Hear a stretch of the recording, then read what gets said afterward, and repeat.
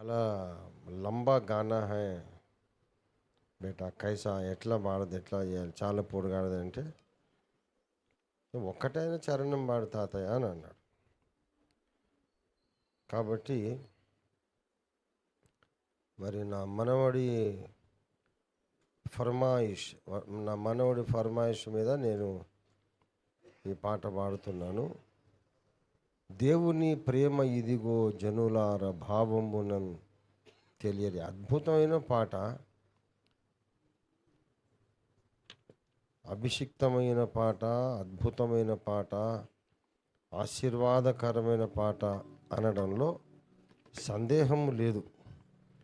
ఇది ఆంధ్ర క్రైస్తవ కీర్తనల్లో ఎప్పుడో 80-90 ఏళ్ల కిందటి పాట, 100 ఏళ్ళు అయి ఉండొచ్చు.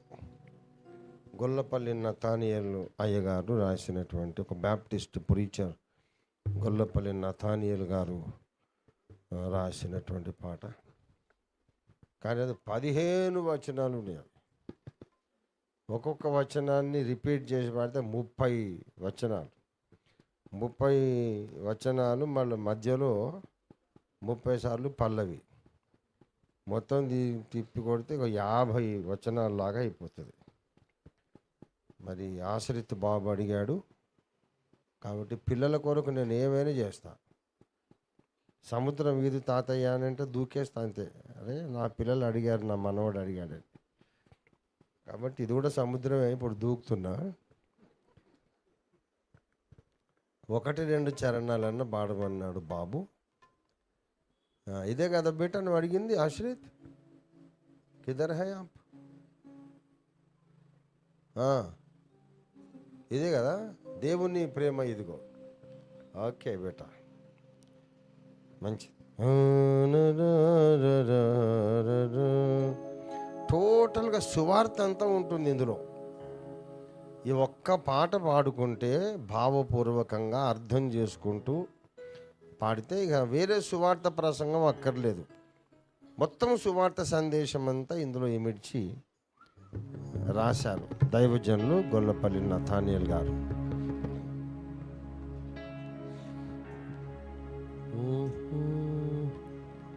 ఇంకో పై కార్డు నేను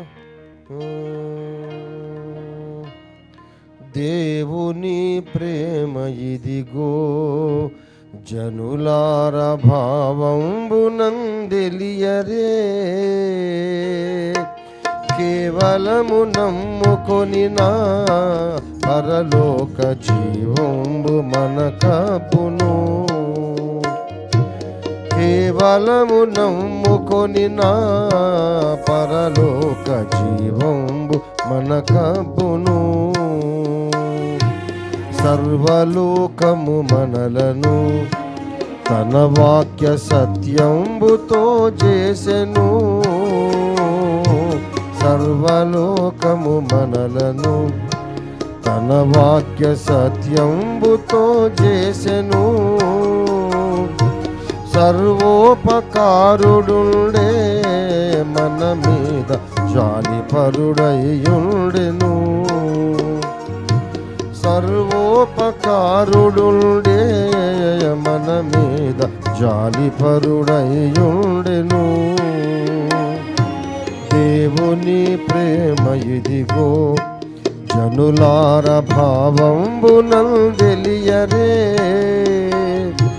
కేవలము నమ్ముకొని నా పరలోక జీవంబు మనకపును. మానవుల రక్షింపను దేవుండు తన కుమారుని పంపెను. మానవుల రక్షింపను తన కుమారుని పంపెను. మన శరీరము దాల్చెను ఆ ప్రభువు మన పాపముకు దూరుడే. మన శరీరము దాల్చెను ఆ ప్రభువు మన పాపముకు దూరుడే. దేవుని ప్రేమ ఇదిగో జనులార భావంబున తెలియరే, కేవలము నమ్ముకొని నా పరలోక జీవంబు మనకబును.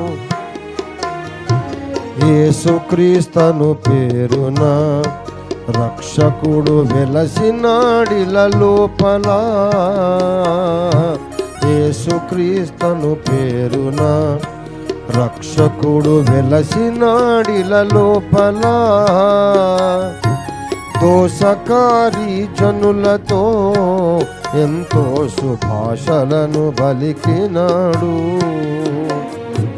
దోషకారి జనులతో ఎంతో సుభాషలను పలికినాడు. దేవుని ప్రేమ ఇదిగో జనులార భావంబునల్ తెలియరే. కేవలము నమ్ముకొని నా పరలోక జీవంబు మనకపును. పాప భారంబు తోడా నే ప్రొద్దు ప్రయాసముల పొందెడి. పాప భారంబు తోడా నే పొద్దు ప్రయాసముల పొందెడి. పాపులందరూ నమ్మిన విశ్రాంతి పరిపూర్ణమిత్తుననెను. పాపులందరూ నమ్మిన విశ్రాంతి పరిపూర్ణమిత్తుననెను. దేవుని ప్రేమ ఇదిగో జనులార భావంబునల్ తెలియరే. కేవలము నమ్ముకొని నా వంబు మనకబును.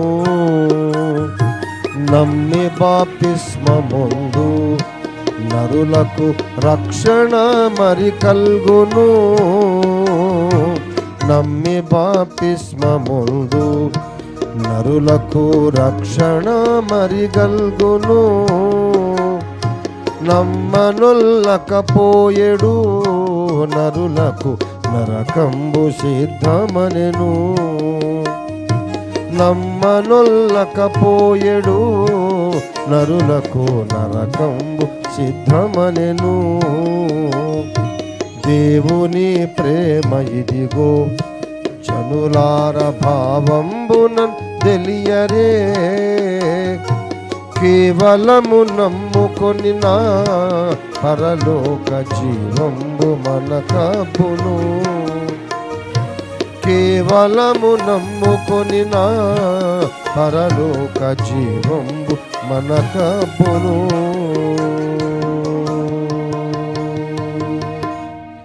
దేవునికి స్తోత్రం. హల్లెలూయా.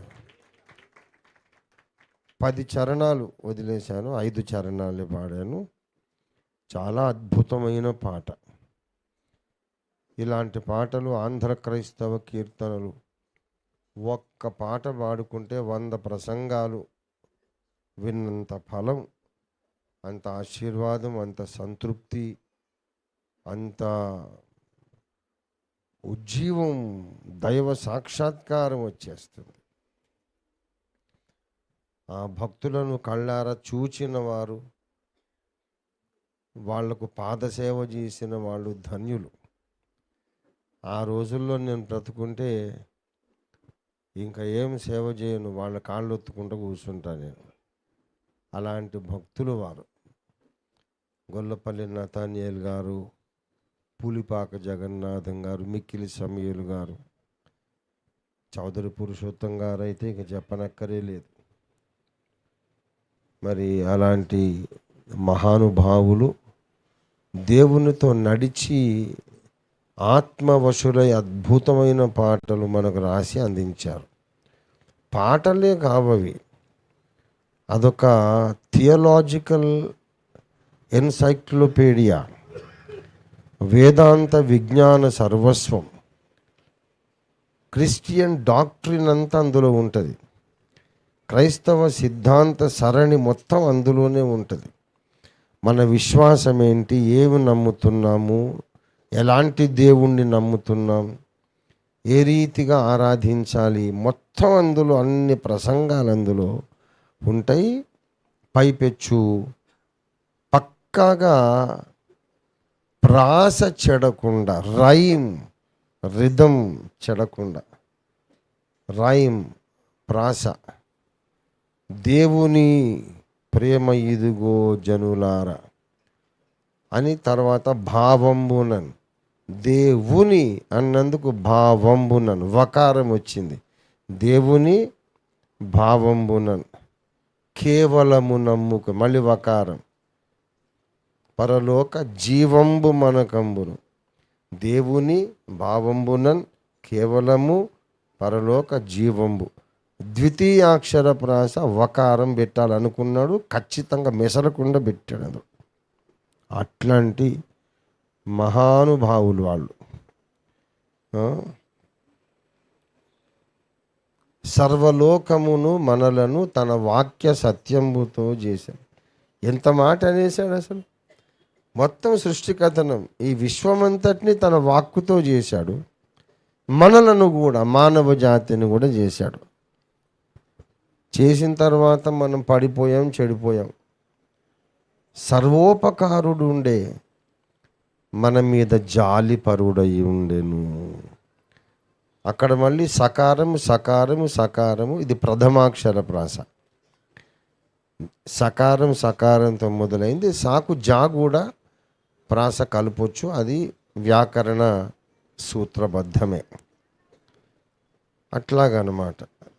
కనుక అద్భుతమైనటువంటి డిక్షనరీ. అసలు కవిత్వం ఎలా రాయాలో నేర్చుకోవాలని ఆసక్తి ఉన్నోళ్ళు, తెలుగు భాష ఇంప్రూవ్ కావాలని ఆసక్తి ఉన్నోళ్ళు, రోజు మీకు అర్థం తెలిసినా తెలియకపోయినా, రాగాలు వచ్చినా రాకపోయినా ఆంధ్ర క్రైస్తవ కీర్తనలు చదువుతూ ఉండండి, కంఠపాఠం పట్టండి. చాలామందికి కవితావేశం ఉంటుంది, అయితే కవిత్వంలో ప్రవేశం ఉండాలి. కవిత ఆవేశం ఉంటే సరిపోదు, ఆ కళలో ప్రవేశం ఉండాలి. కనుక అదొక పెద్ద సముద్రం. అలాగే గుర్రం జాషువా గారు, ఇంకా ఇలాంటి మహానుభావులు రాసినటువంటి ప్రాచీన కాల కవిత్వాన్ని కూడా మనం చదివితే, నేను చెప్తున్న ప్రపంచములోని సంస్కృతులన్నిటిలోకి గొప్పది భారతీయ సంస్కృతి. భారతీయ సంస్కృతిలో అనేక శాఖలున్నను, అన్నిటిలో ప్రత్యేకమైనది, విశిష్టమైనది, ఉత్కృష్టమైనది తెలుగు సంస్కృతి. ఇది వట్టి మాటలు కాదు నేను చెప్పేది. నేను ఏం చెప్పినా నిరూపించగలిగే మాట అయితేనే చెప్తా. ఆంధ్ర సంస్కృతి ఇప్పుడు దురదృష్టవశాత్తు తెలంగాణ ఆంధ్ర అని విడిపోయి ఏదో అనుకుంటున్నారు, కానీ విడిపోలేదు. ఏం విడిపోలే, అందరం కలిసే ఉన్నాం. అబ్బులు గారు ఆంధ్ర, ఆయన పిల్లలు తెలంగాణ. మా నాన్న ఆంధ్ర, నేను తెలంగాణ, అందరం కలిసే ఉన్నాము. ఇంకా ఈ హైదరాబాద్లో సగం అంతా ఆంధ్రానే. మన సంక్రాంతికి అర్థమైంది, మొత్తం హైదరాబాద్ ఖాళీ అయిపోయింది, రోడ్లన్నీ ఖాళీ. గవర్నర్ కార్లాగా వెళ్ళిపోతుంది నా కారు, రైమని. ట్రాఫిక్ జామ్ లేదు, ఏమి లేదు. ఇదేందిరా, కళ నిజమా? ఇంత ఫ్రీ రోడ్స్ ఉన్నాయంటే సగానికి సగం హైదరాబాద్ అంతా ఆంధ్రాకి వెళ్ళిపోయింది. అంటే ఇక్కడ హైదరాబాద్లో ఇంకా సగం అంతా ఆంధ్ర ప్రాంతం వాళ్ళే ఉన్నారు. కాబట్టి ఆంధ్ర సంస్కృతి అనేది చాలా గొప్పది. ఎందుకంటే ఇక నేను 2 కారణాలు. నేను అందులో పుట్టినందుకు గొప్పది.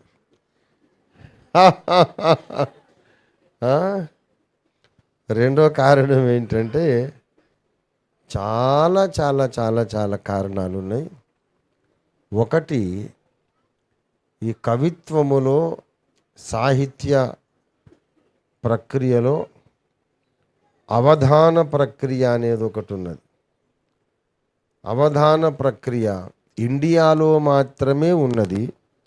ఇండియాలో కూడా హిందీ, ఉర్దూ, గుజరాతీ, మరాఠీ, మలయాళం, తమిళం, కన్నడ ఏ భాషలోనూ అవధానం లేదు.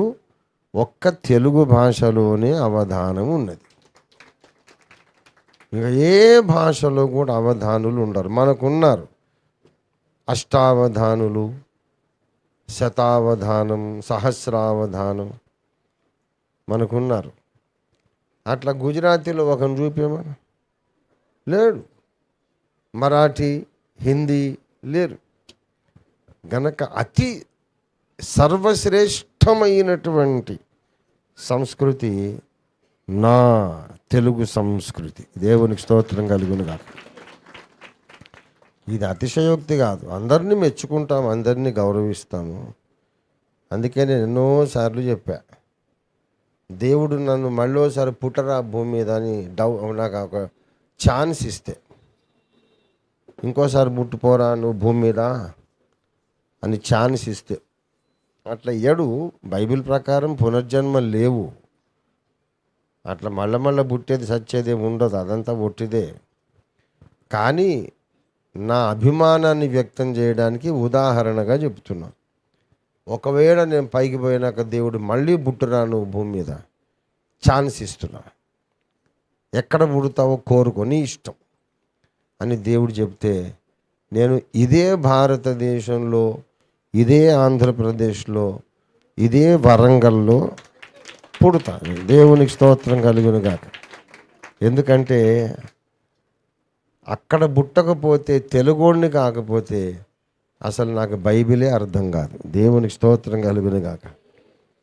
గనక ధన్యులము మనందరం, ధన్యులం. దేవునికి స్తోత్రం కలుగునుగాక. హల్లెలూయా. ఒక ముఖ్య ప్రకటన చేస్తున్నాను. నారాయణ ఖేడ్లో అగాపే సంపూర్ణ సువార్త సంఘము రేపు వార్షికోత్సవం జరుపుకోబోతోంది.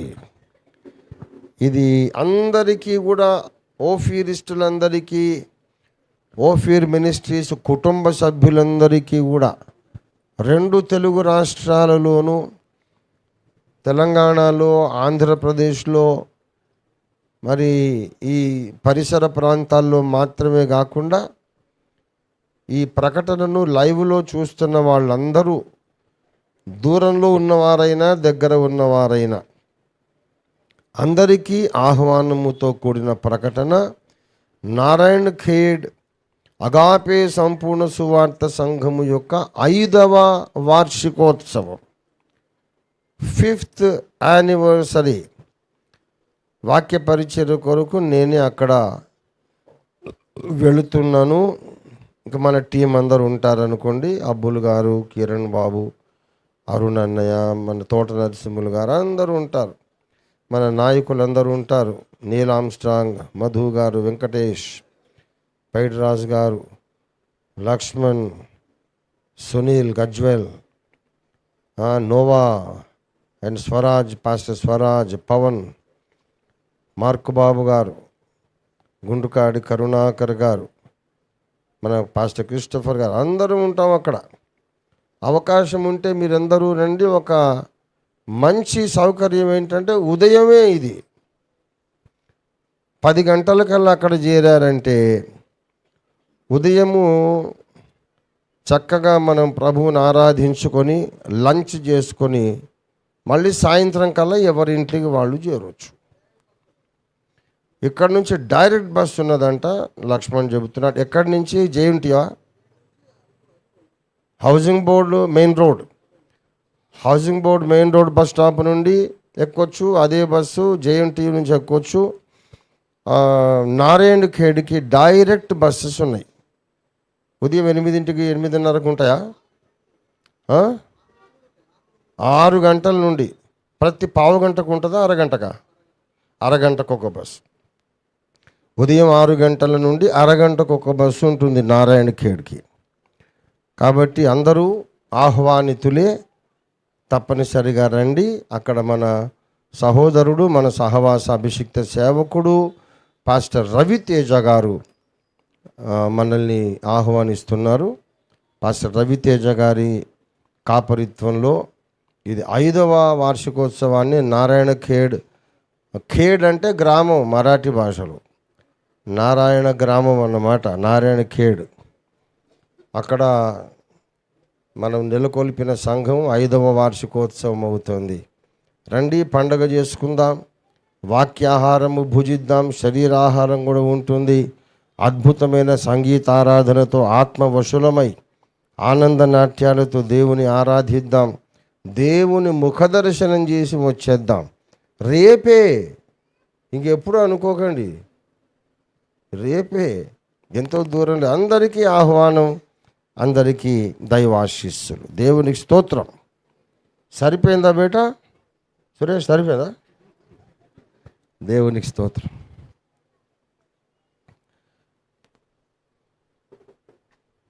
అందరికీ ఇది శుభవార్తనో మరి దుర్వార్తనో తెలియదు, కానీ సమ్మర్ వచ్చేసింది.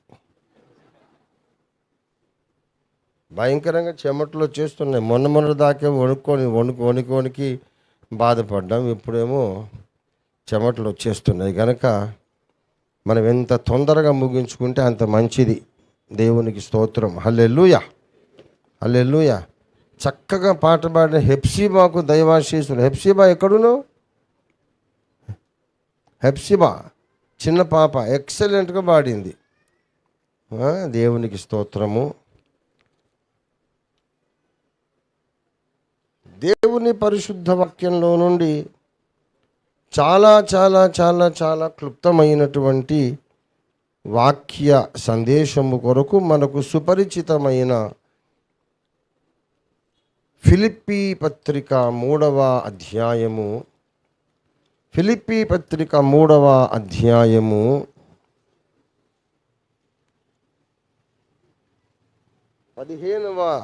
15వ వచనం నేనే చదువుతాను, చిత్తగించండి. ఫిలిప్పీ 3:15. It will be a very short message, kindly be attentive. కాబట్టి మనలో సంపూర్ణులమైన వారందరము ఈ తాత్పర్యమే కలిగి ఉందము. అప్పుడు దేని గూర్చి అయినను మీకు వేరు తాత్పర్యము కలిగి ఉన్న ఎడల అదియు దేవుడు మీకు బయలుపరచును. దేవుడు తన వాక్యమును మన వినికిడిలో ధ్యానములు ఆశీర్వదించునుగాక. రండి ప్రియులారా, చిన్న ప్రార్థన చేసుకుందాం. ప్రేమ కలిగిన మా మహాపరిశుద్ధ తండ్రి, జీవాధిపతివైన మా మిక్కిలి గొప్ప యేసయ్యా, నీకు స్తోత్రాలయ్యా. మరొక వారమంతా మా మీద క్షేమంగా దాటిపోజేసి నూతన వారారంభమున, నూతన వారపు తొలి దినాన, ఈ రవివారమున, ఆదివారమున మేమందరము నీ సన్నిధిలో ఈ గొప్ప పండగ జరుపుకోవడానికి ఇచ్చిన కృప కొరకు నీకు స్తోత్రం, హల్లెలూయా, వందనాలు చెల్లిస్తున్నాం. యేసు నాయనా నీకు వందనాలు. ఆరాధన కూటము ప్రారంభ ప్రార్థన మొదలుకొని ఈ ఘట్టము దనక నడిచిన ఈ ఆరాధనలో ప్రతి ఘట్టంలో అడుగడుగునా మీరు మాకు తోడై ఉండి మమ్మల్ని నడిపించి ఆశీర్వదిస్తూ ధన్యులను చేస్తూ ఈ చివరి ఘట్టంలోకి నడిపించినందుకు నీకే స్తోత్రములు యేసయ్యా. మీరు మాతో మాట్లాడండి. మేము లేచి తిరిగి మా ఇళ్లకు వెళ్ళక ముందు ఒక్కసారి నాతో మాట్లాడండి దేవా. అందరితోనూ మాట్లాడండి. నాకు కనబడండి ప్రభు, అందరికీ కనబడుమని యేసయ్య మధుర నామంలో స్తుతించి వినయముతో విశ్వాసముతో స్వతంత్రించుకొని ప్రార్థిస్తున్నాము తండ్రి. ఆమేన్, ఆమేన్, ఆమేన్.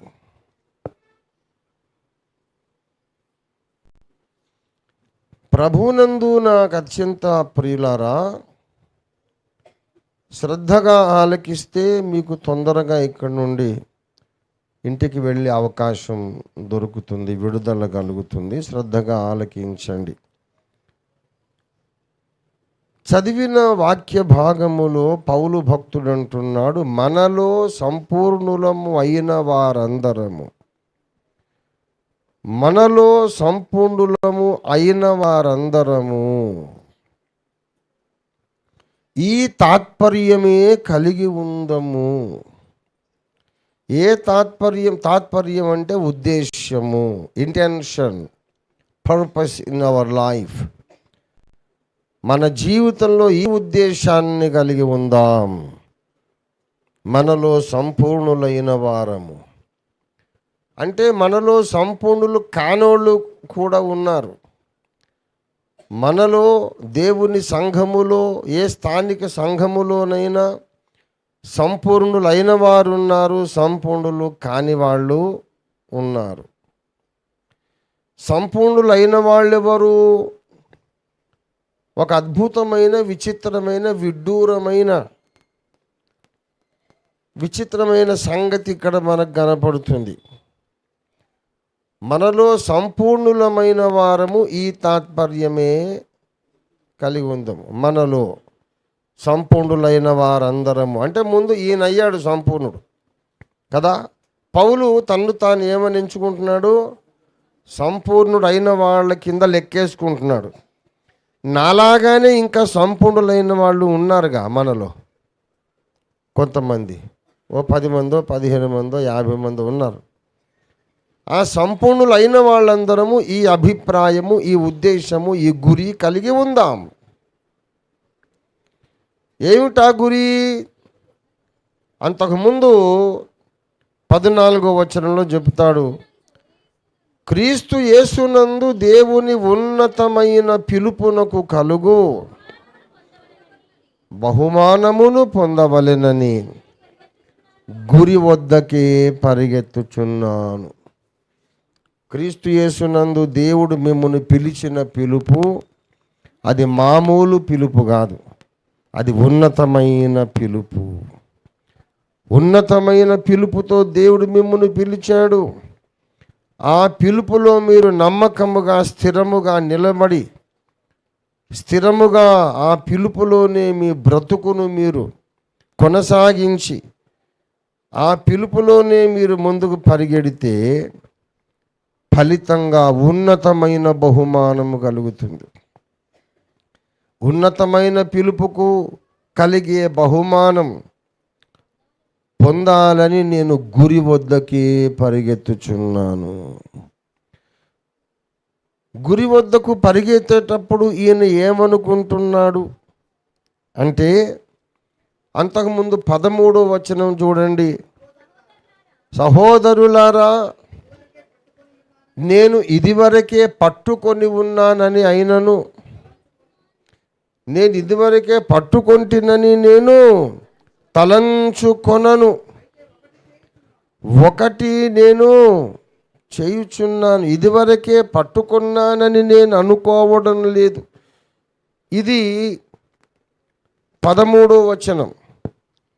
దాన్ని ఇంకా క్లియర్గా స్పష్టంగా 12వ వచనంలో అంటున్నాడు, నేను ఇదివరకే గెలిచితినని అయినను, సంపూర్ణ సిద్ధి పొందితినని అయినను అనుకోవడం లేదు. చాలు. నేనేమనుకుంటున్నానంటే ఇంకా సంపూర్ణ సిద్ధి నేను పొందలేదు. ఇదివరకే నేను పట్టుకోవలసింది పట్టుకున్నానని నేను అనుకోవట్లేదు. ఇంకా నేను పట్టుకోవలసిన దాన్ని ఇంకా నేను పట్టుకోలే, ఆ గురిని చేరుకోలేదు, ఇంకా సంపూర్ణుని కాలేదు అనే అనుకొని ఇదివరకే గెలిచానని అనుకోవట్లేదు. ఇంకా పోరాటంలోనే ఉన్నాను. ఇంకా గెలవాలి, పోరాడాలి. ఇంకా పోరాడాల్సిన యుద్ధాలు ఎన్నో ఉన్నాయి, పొందాల్సిన విజయాలు ఎన్నో ఉన్నాయి. అయిపోలే ఆ పోరాటం. బ్రతుకు పోరాటం, సేవా పోరాటం అయిపోలేదు. ఇంకా చాలా దూరం పరిగెత్తాలి, చాలా చెయ్యాలి, చాలా యుద్ధాలు చెయ్యాలి. నేను ఇంకా సంపూర్ణ సిద్ధి ఇంకా పొందలే అనుకుంటూ నేను ఏం చేస్తున్నానంటే గురి వద్దకే నేను పరిగెత్తుచున్నాను. నేను సంపూర్ణుణ్ణి కాదనుకొని నేను గురి వద్దకు పరిగెత్తుచున్నాను. నేను సంపూర్ణ సిద్ధి పొందలేదనుకుంటూ గురి వద్దకు పరిగెత్తుచున్నాను. ఇదివరకే నేను ఇంకా గెలవలేదు, యుద్ధంలోనే ఉన్నా, అంతిమ విజయం ఇంకా రాలేదు అనుకుంటూనే నేను గురి వద్దకు పరిగెత్తుచున్నాను అని చెప్తూ ఇంకా సంపూర్ణుణ్ణి కాలేదు అనే యాటిట్యూడ్ ఉంది చూశారు. మనలో సంపూర్ణులైన వాళ్ళందరము ఈ వైఖరి కలిగి ఉందాం. అంటే మనలో సంపూర్ణులైన వారందరూ నేను సంపూర్ణ సిద్ధి పొందలేదనే వైఖరి కలిగి ఉందాం. అది అక్కడ ఆయన చెప్తున్న విషయం. అందుకే దాన్ని విడ్డూరము, విచిత్రము అని చెప్పా. మనలో సంపూర్ణులైన వాళ్ళందరం ఇదే తాత్పర్యం కలిగి ఉందాం. ముందుకు పరిగెత్తాలి, గురు వద్దకే పరిగెత్తాలి. ఏమని అనుకుంటూ పరిగెత్తాలి? ఇంకా నేను సంపూర్ణ సిద్ధి పొందలేదు, ఇంకా పట్టుకోవలసిన దాన్ని ఇంకా పట్టుకోలేదు, ఇంకా నేను గెలవలేదు అనుకుంటూ పరిగెత్తాలి. అది సంపూర్ణుల లక్షణం. సంపూర్ణులైన వారి లక్షణం ఏమిటంటే నేను సంపూర్ణుని కాను అనుకోవడమే. అది ఇన్ షార్ట్ టుడేస్ మెసేజ్. నేను సంపూర్ణుని అయిపోయాను అని విర్రవీగడం అసంపూర్ణుల లక్షణం. గెలిచేశాను, సంపూర్ణ సిద్ధి పొందేశాను, ఇంకా నేను నేర్చుకోవాల్సిందేమీ లేదు, ఆల్రెడీ నేను పర్ఫెక్ట్ అయిపోయాను అనే మైండ్ నీకు వచ్చిందంటే నువ్వు సంపూర్ణుడివి ఎప్పటికీ కాలేవు.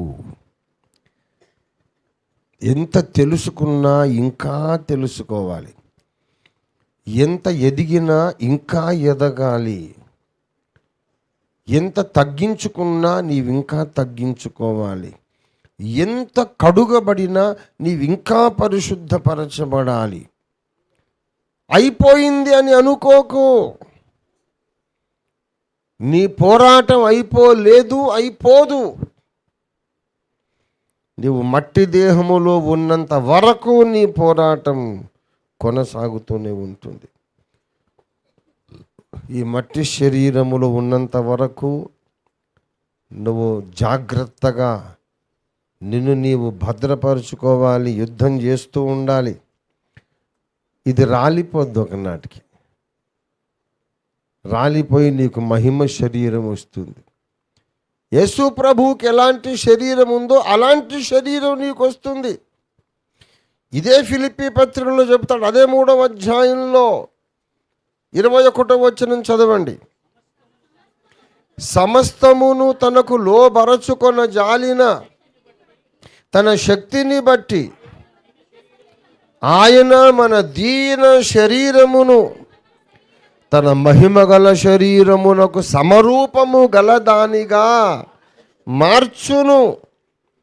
నీవెవరైనా సరే యేసుక్రీస్తును నీ రక్షకునిగా అంగీకరించి నీ హృదయములో చేర్చుకొని నమ్మి బాప్తిస్మము పొంది నీటి మూలంగా ఆత్మ మూలంగా నీవు జన్మించి ఉన్న వ్యక్తివైతే గనక నీవెవరైనా సరే నీకొక వాగ్దానం చేస్తున్నాడు ఆయన.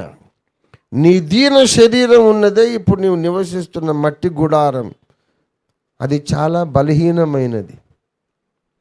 దానికి జబ్బు చేస్తుంది, ఆకలేస్తుంది, అలసిపోతుంది, ఆత్మకు విరోధంగా పోరాడుతుంది. ఆ మట్టి శరీరంలోనే పాప మరణముల నియమం ఉన్నది.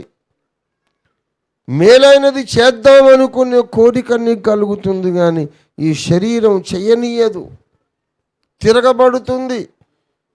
ఇదే పెద్ద శత్రువు నీకు. ఊళ్ళో వాళ్ళు కాదు శత్రువులు, నీ శరీరమే నీకు శత్రువు.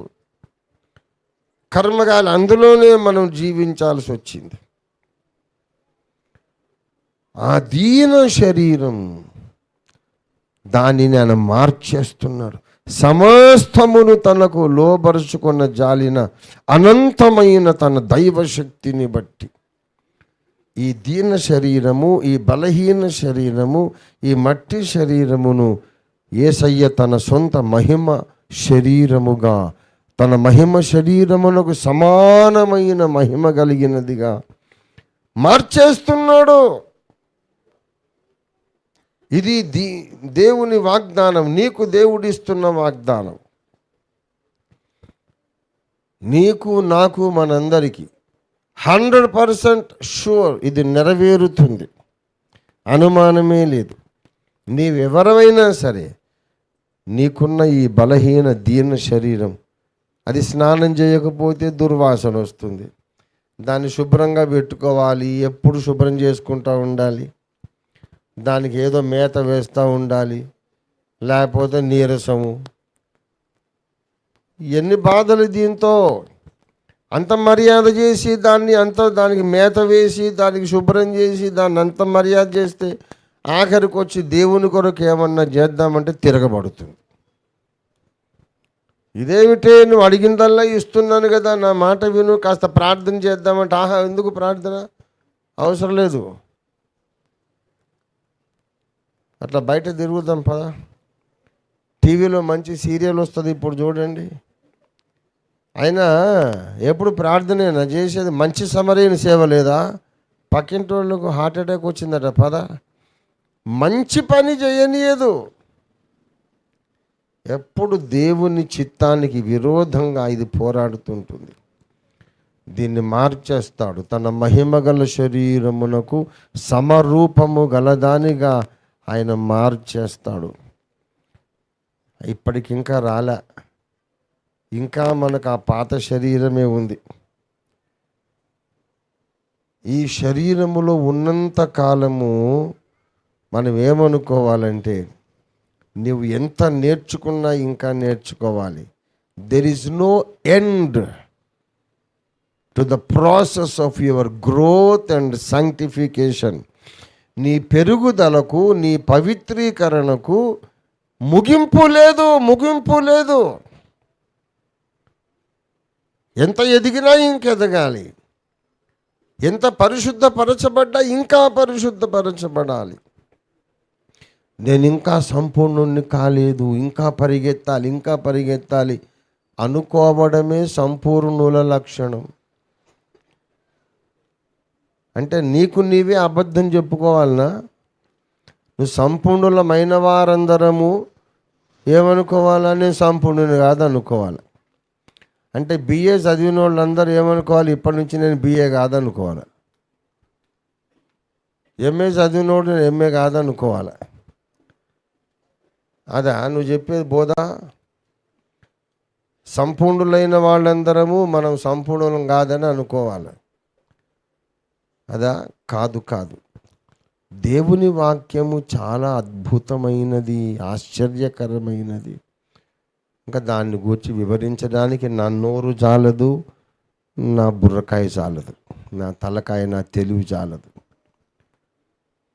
సంపూర్ణత అనేది కానీ, పరిశుద్ధత అనేది కానీ, దేవుడిచ్చిన వరములలో ఏదైనా కానీ 2 దశలలో మనకు వస్తుంది. ఒకటి ప్రావిడెన్షియల్, రెండవది ఎక్స్పీరియన్షియల్. లోగడ నేను చెప్పాను ఈ విషయం.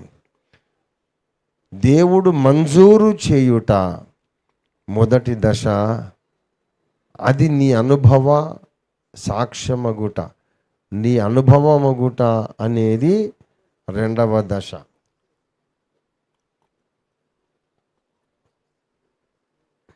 ఏదైనా సరే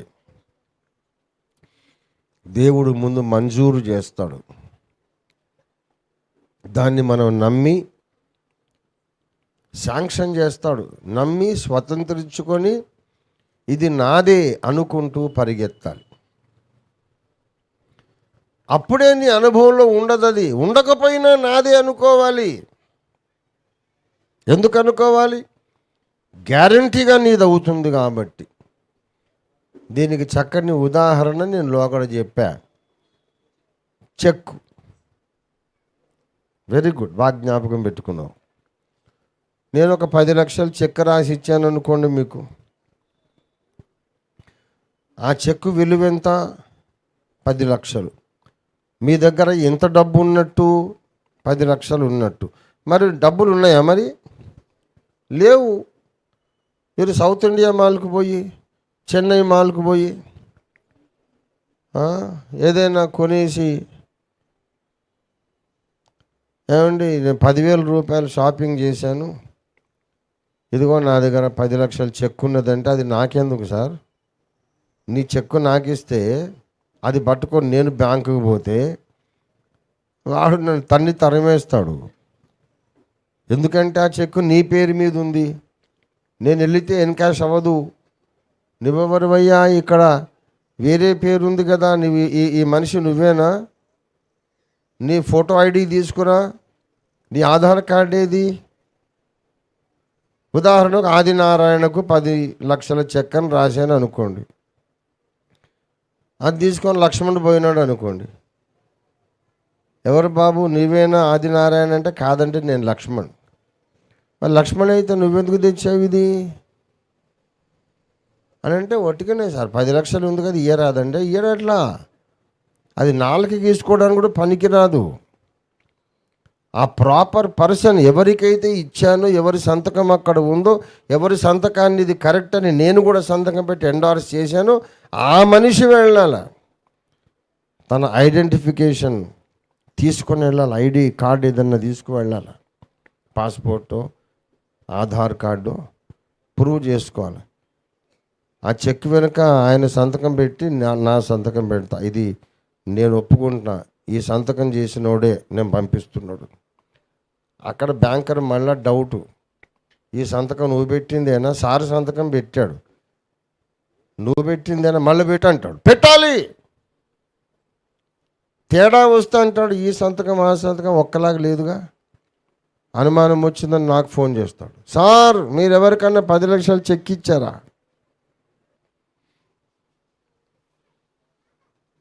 ఇచ్చానండి. మరి ఎవరు? ఆదినారాయణట వచ్చాడు, ఆయన సంతకం పెట్టాడు, కానీ మీరు ఎండార్స్ చేసిన సంతకం లాగా లేదు, అది వేరేగా పెట్టాడు. అయితే మళ్ళీ సంతకం పెట్టు, సంతకం మ్యాచ్ అయితే ఇస్తారు. ఇంత తతంగం ఉంటుంది. 10 లక్షల చెక్ ఉన్నది కానీ 10 లక్షలు ఉన్నాయా? మరి నువ్వేదైనా హోటల్కి పోయి టిఫిన్ చేసి భోజనం చేసి, అయ్యా 500 రూపాయలు బిల్ అయిందంటే, ఏం 500 పెద్ద ఏందో నిలుగుతున్నావు, పెద్ద 500 నా దగ్గర ఎంత ఉందో తెలుసా? 10 లక్షలు చెక్ ఉంది, ఎక్కువ మాట్లాడకు, ఇస్తాలే. అరే నీకు 10 లక్షలు ఉంటే నాకెందుకు? 10 కోట్లు ఉంటే నాకెందుకు అయ్యా? నా దగ్గర 500 బిల్లు కడతాలే, 10 లక్షలు ఉన్నాయి. అరే మెంటలా నీకేమన్నా? అది నాకెందుకు? నీ 10 లక్షల చెక్కు కట్టు అంటే, మరి లేవుగా నా దగ్గర. 10 లక్షల చెక్ ఉంది కానీ 5 రూపాయలు కూడా లేవు. అప్పుడు ఎలాగా? ఈ చెక్కును బ్యాంకుకు తీసుకెళ్ళి సబ్మిట్ చేసి నేనే ఆ మనిషినని నిరూపించుకొని బ్యాంకర్ను కన్విన్స్ చేసి, ఆయన కూడా కన్విన్స్ అయితే అప్పుడు ఆయన 10 లక్షలు నాకు ఇస్తాడు.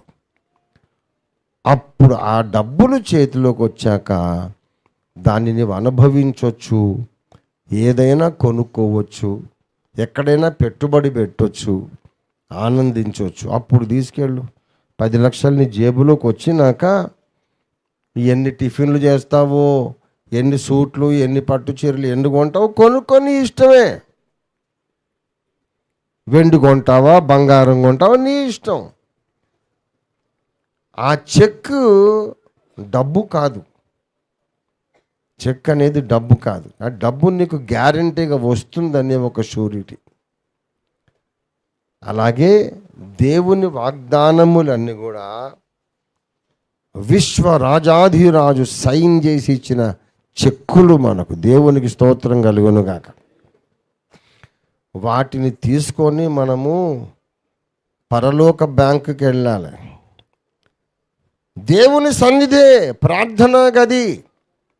ఈ చెక్కు రాసిచ్చావు కదయ్యా, దీన్ని నా అనుభవంలోకి తీసుకురా. ఈ చెక్కు రాసావు కదా, దాన్ని నేను అనుభవించడానికి నాకు అనుభవంగా దయచేయి. దీన్ని నిన్ను స్వస్థపరుచు యెహోవాను నేను అన్నావు. చెక్కు ఉంది కానీ జబ్బు ఉంది. చెక్కున్నది కానీ ఆరోగ్యం లేదు, స్వస్థత లేదు. చెక్కు మీద రాశాడు, నిన్ను స్వస్థపరిచే యెహోవాను నేనే, ఐగుప్తీయులకు కలగజేసిన ఏ రోగము నీకు రానియను. మరి వచ్చిందా? చెక్కు మార్చుకోవాలి. ఇప్పుడు దేవుని దగ్గరికి వెళ్ళి ఆ చెక్కు మార్చుకుంటే ఈ జబ్బు పటాపంచలు అయిపోతుంది. అలాగే సంపూర్ణ సిద్ధి కూడా అటువంటిదే. మీరు సంపూర్ణులు కావడము దేవుని చిత్తం. మీరు సంపూర్ణులు కావడమే దేవుని చిత్తం. అందరినీ పర్ఫెక్ట్ సైన్స్గా, ఏ లోపము లేని పరిశుద్ధులుగా మార్చుట దేవుని చిత్తం. అది చెక్కు రాసిచ్చాడు, కానీ సంపూర్ణులం కాలే. మనలో ఇంకా చాలా బలహీనతలు ఉన్నాయి. మనం పరిశుద్ధులమని, మనం సంపూర్ణులమని చెక్కులు రాసిచ్చాడు, కానీ మనం ఇంకా సంపూర్ణులం కాలే. 10 లక్షల చెక్కు ఉంది కానీ 10 రూపాయలు కూడా లేవు అన్న పరిస్థితి. నువ్వు సంపూర్ణురాలివి, పరిశుద్ధుడివి, పరిశుద్ధురాలివని మంచి మంచి చెక్కులు రాసిచ్చాడు, కానీ మనలో ఇంకా చాలా బలహీనతలు ఉన్నవి. మన మనస్సులో, ఆలోచన విధానములో, మన స్వభావములో, మన ప్రవర్తనలో ఆదాముకు సంబంధించినటువంటి ప్రాచీన స్వభావం, దానివలన కలిగిన మురికి, మాలిన్యం ఎంతో ఉంది మనలో. లోపల బోల్డంత మురికి, కల్మషం ఉంది, చేతిలో మాత్రం చెక్కు ఉంది. నిన్ను పిలిచిన వాడు పరిశుద్ధుడై ఉన్నట్లు నీవు కూడా పరిశుద్ధుడవై ఉంటావు. అది చెక్కు. నిన్ను పిలిచిన వాడు ఎలా సంపూర్ణుడో మీరు కూడా అలాగే సంపూర్ణులై ఉంటారు. ఇది చెక్కు. అందరూ సంపూర్ణులైతే ఇన్ని డినామినేషన్లు ఎందుకండి? అందరూ సంపూర్ణులైతే ఇన్ని గొడవలు ఎందుకండి? కోర్టు కేసులు ఎందుకండి? కుటుంబాలు కూలిపోవడం ఎందుకండి? అన్నదమ్ములు గొడవాడుకోవడం ఎందుకు? ఎందుకు మనుషులు కలిసి ఉండలేరు? ఎందుకు ప్రేమించుకోలేరు? ఎందుకు క్షమించుకోలేరు? సంపూర్ణులేనా? ఎవరు సంపూర్ణులు? ఒకరికొకరు ఎందుకు అనుకూలంగా ఉండలేరు? తగ్గించుకోలేరు ఎందుకు? ఏశావు లాంటి భ్రష్టుడు, వ్యభిచారి కూడా తన తమ్ముడిని క్షమించి ముద్దు పెట్టుకున్నాడు. ఏశావుకున్న పాటి మంచితనం కూడా ఎందుకు లేదు మనకు? చేతిలో చెక్ అయితే ఉంది, మనం పరిశుద్ధులట. మనల్ని దేవుడు ఏమని పిలిచాడు? పరిశుద్ధులు. ఎఫెసీ పత్రిక 4:13 పరిశుద్ధులు సంపూర్ణులు లగునట్లు మనల్ని ఏమని పిలిచాడు ఆయన? పరిశుద్ధులు. ఎఫెసీ 1:1 చూడండి. దేవుని చిత్తము వలన క్రీస్తు యేసు అపొస్తలుడైన పౌలు ఎఫెసులోనున్న పరిశుద్ధులకు రాయునది. ఎఫెసులో ఉన్న పరిశుద్ధులకు శుభమని చెప్పి రాయున్నది. ఎఫెసులో ఉన్న వాళ్ళు వీళ్ళు ఎవరంట? అబ్బో, పరిశుద్ధులంట. ఏమండి? 2వ కొరింథీ పత్రిక 1వ అధ్యాయం 1వ వచనం, దేవుని చిత్తము వలన క్రీస్తు యేసు యొక్క అపొస్తలుడైన పౌలును కొరింథులోనున్న దేవుని సంఘమునకును అకయాయందంతటా ఉన్న పరిశుద్ధులందరికీ శుభమని. ఎవరికి రాస్తున్నాడు? పరిశుద్ధులందరికీ అట. దేవుడు మనల్ని ఏమని పిలిచాడు? పరిశుద్ధులని పిలిచాడు. 1 కొరింథీ పత్రిక 1వ అధ్యాయము 2వ వచనం చదవండి దయచేసి. దేవుని సంఘమునకు పరిశుద్ధపరచబడిన వారై. అబ్బా, వీళ్ళందరూ పరిశుద్ధులుగా ఉండడానికి పిలువబడ్డారు, పరిశుద్ధపరచబడిన వారు. దేవునికి స్తోత్రం. ఎన్ని చోట్ల చెబుతున్నాడు మీరు పరిశుద్ధులు పరిశుద్ధులు. 1 కొరింథీ పత్రికలో అయితే మీరు క్రీస్తు యేసునందు పరిశుద్ధపరచబడిన వారయి పరిశుద్ధంగా ఉండడానికి పిలువబడిన వారు అని చెప్తూ అంటాడు 11వ వచనంలో, నా సహోదరులారా మీలో కలహములు కలవని నాకు క్లోయే ఇంటి వారి వలన నాకు తెలియవచ్చును. వీళ్ళందరి పేరు ఏంటో చెప్పండి? పరిశుద్ధులు. ఈ పరిశుద్ధుల మధ్యలో ఏమున్నాయి? కలహములు, అసూయ, కక్షలు, ద్వేషములు, విమతములు. అందరూ పరిశుద్ధులే. ఇదేం పరిశుద్ధులు అంటే వీళ్ళందరి దగ్గర చెక్కులు ఉన్నాయి బాబు. 10 లక్షల చెక్కులు ఉన్నాయి, పైసలు లేవు, ఇంకా ఎన్కాష్ కాలేదు. మీరు పరిశుద్ధులు, మీరు సంపూర్ణులు అనేది ఇంకా అనుభవంలోనికి రాలేదు. God has provided, made the provision for your holiness and your perfection, but it is not yet become your experiential blessing. అనుభవములో ఆశీర్వాదంగా ఇంకా అది మారలేదు. క్రైస్తవ జీవితం అంతటికీ ఒక్కటే నేను నిర్వచనం చెబుతున్నా. దేవుడిచ్చిన చెక్కులన్నీ అనుభవాలుగా మార్చుకోవడానికి పరలోక బ్యాంకులో మనం క్యూలో నిలబడి ఓపికగా ఆ చెక్కులను అనుభవాలుగా మార్చుకోవడమే క్రైస్తవ జీవితం. మొత్తం క్రైస్తవ జీవితం అంతా ఇదే. మీలో జ్ఞానము కొదవగా ఉంటే జ్ఞానం ఇస్తానన్నాడు. మరి అందరికీ జ్ఞానం ఉన్నదా? అందరికీ జ్ఞానం ఉంటే మరి గొడవలన్నీ ఎందుకండి? ఒక్కొక్కడు ఒక్కొక్క రకమైన సిద్ధాంతం. ఏమిటిది? ప్రేమ లేదు, జ్ఞానము లేదు, ఐక్యత లేదు, పరిశుద్ధత లేదు అంటే బాధపడతారు. ఎవరికి లేదురా పరిశుద్ధత, నీకు లేదేమో మాకున్నది అంటారు. కాబట్టి వాని మీదనే పెడుతున్నా. నేను పరిశుద్ధుణ్ణి అని చెప్పేవాడు రండ్రా. Reverse gear. ఇప్పుడు పరిశుద్ధత లేదు అని నేనంటే నా మీద కేసు. నేను అనను, కానీ మీరు అనండి పోని. నేను మొత్తం పరిశుద్ధుణ్ణి అయిపోయా అనేవాడు ఒకడు ఉంటే రమ్మను. అక్కడ నోరు పెకలదు. మళ్ళీ నేను పరిశుద్ధుణ్ణి అని చెప్పే గుండె ధైర్యం లేదు. కానీ ఎవడైనా ఆ మాట అంటే మాత్రం వాడి మీద గొడవకి వెళ్తాడు. ఏమండి, వీడొక భయంకరమైన మూర్ఖుడు. మూర్ఖుడు మూర్ఖుడు నేను పరిశుద్ధునని గుండెల మీద చేసుకొని చెప్పగలిగే ధైర్యము, దమ్ము నీకు లేనప్పుడు ఎవడో ఆ మాట అన్నాడని ఎందుకు గొడవకి వెళ్తావు? నువ్వు ఎందుకు గొడవకి వెళ్తావు? అన్నయ్య నిజమే, అన్నయ్య నువ్వు అన్నది నిజమే, నేను ఇంకా చాలా కడగబడాలి అని ఎందుకన్నావు? ఎందుకంటే వీడు మూర్ఖుడు. నేను పరిశుద్ధుని కాను కాదు, నన్ను ఎవడు అలా అనడానికి వీల్లేదు. నేను పరిశుద్ధుని కాను, కానీ నువ్వు అనడానికి వీల్లేదు. నాలో ఎన్నో లోపాలు ఉన్నాయి, కానీ నువ్వు మాత్రం నన్ను పర్ఫెక్ట్ అనే అనాలి. కాకపోతే ఒప్పుకోను. యథార్థత లేదు, వాస్తవం మాట్లాడదామనే ఆశ లేదు, సత్యమే లేదు, బ్రతుకులో సత్యమే లేదు. వీళ్ళందరినీ కలిపి దేవుడు ఒక బోర్డు పెట్టాడండి, పరిశుద్ధులు అట. ఎవరు నాయను? వీళ్ళందరూ పరిశుద్ధులు.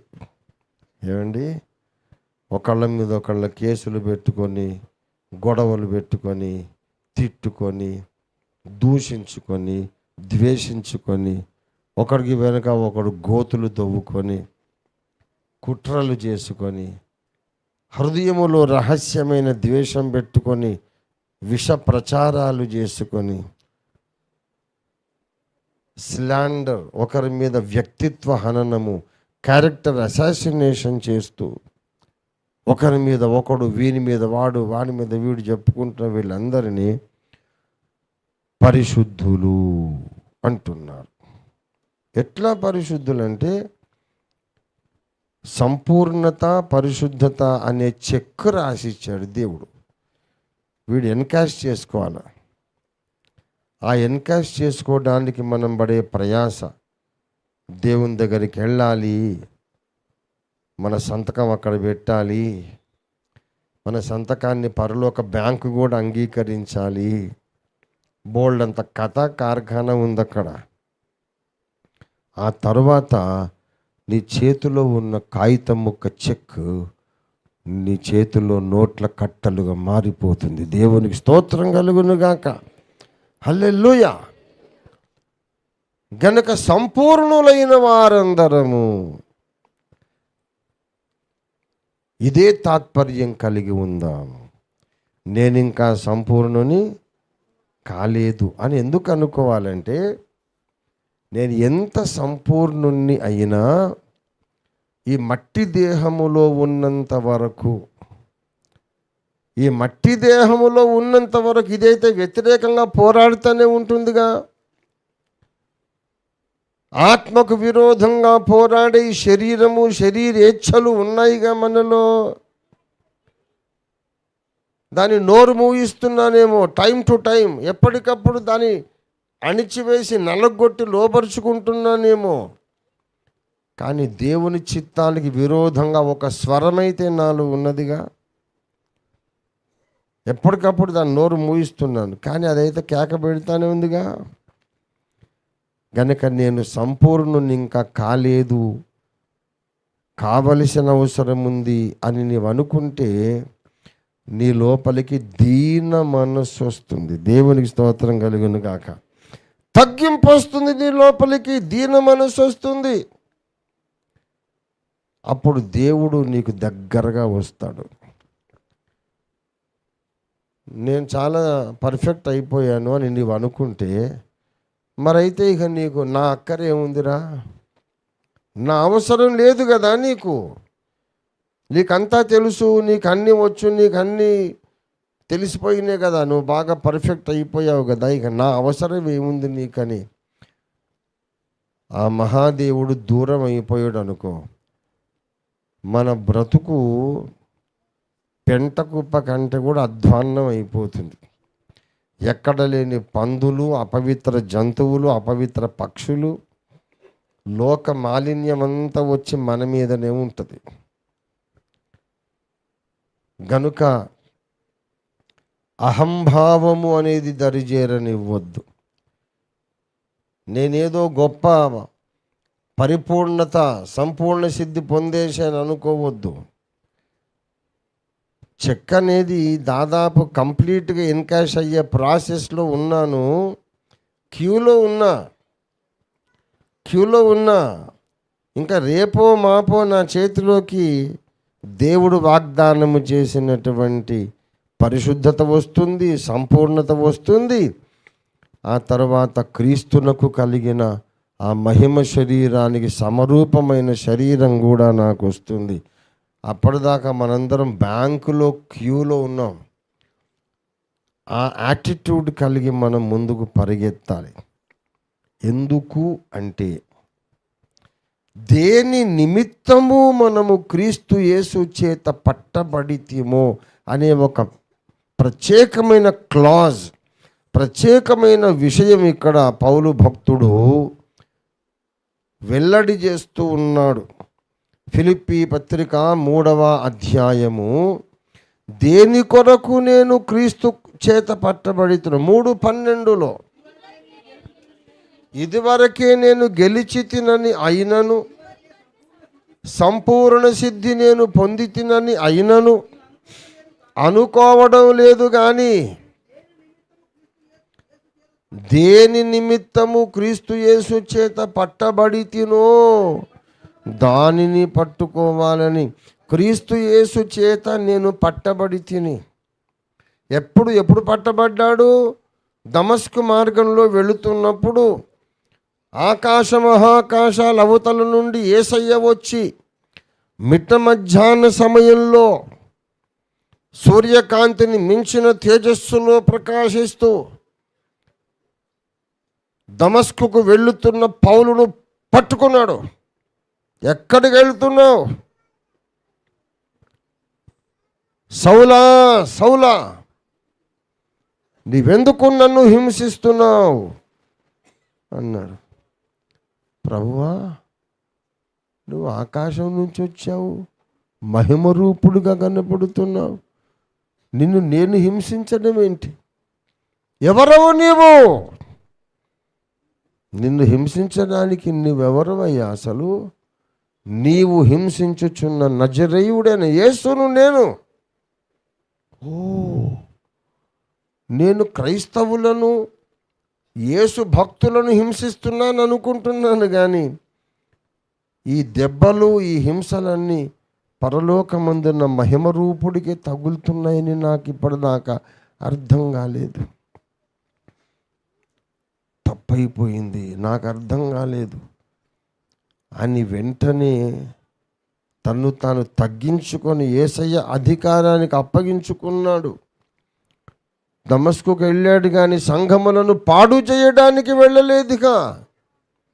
సంఘాలకు శిరస్సైన క్రీస్తును తెలుసుకోవాలనే ఆశతో వెళ్ళాడు. సంఘములన్నిటిని పాడు చేయాలని ఒక అధికార పత్రం తీసుకొని వెళ్ళాడు. కానీ దమస్కులోకి ప్రవేశించేటప్పుడు ఉద్దేశం మారిపోయింది, అభిప్రాయం మారిపోయింది, ఆ గురి మారిపోయింది. సంఘాలను హింసించడం ఇప్పుడు నా గురి కాదు. ఈ సంఘములకు శిరస్సు ఉన్నవాడు మహిమలో నాకు కనపడ్డాడు. అసలు ఆయన ఎవరు? అబ్రహాము దేవుడే దేవుడు అనుకుంటున్నాం, మరి ఈయనెవడు? ఎక్కడ మేము రాంగ్ స్టెప్ వేసాం? స్వపరీక్ష చేసుకోవాలి, నా సిద్ధాంతాన్ని మార్చుకోవాలి, సరి చేసుకోవాలి, నా అండర్స్టాండింగ్ తప్పు అనే అభిప్రాయం వచ్చింది.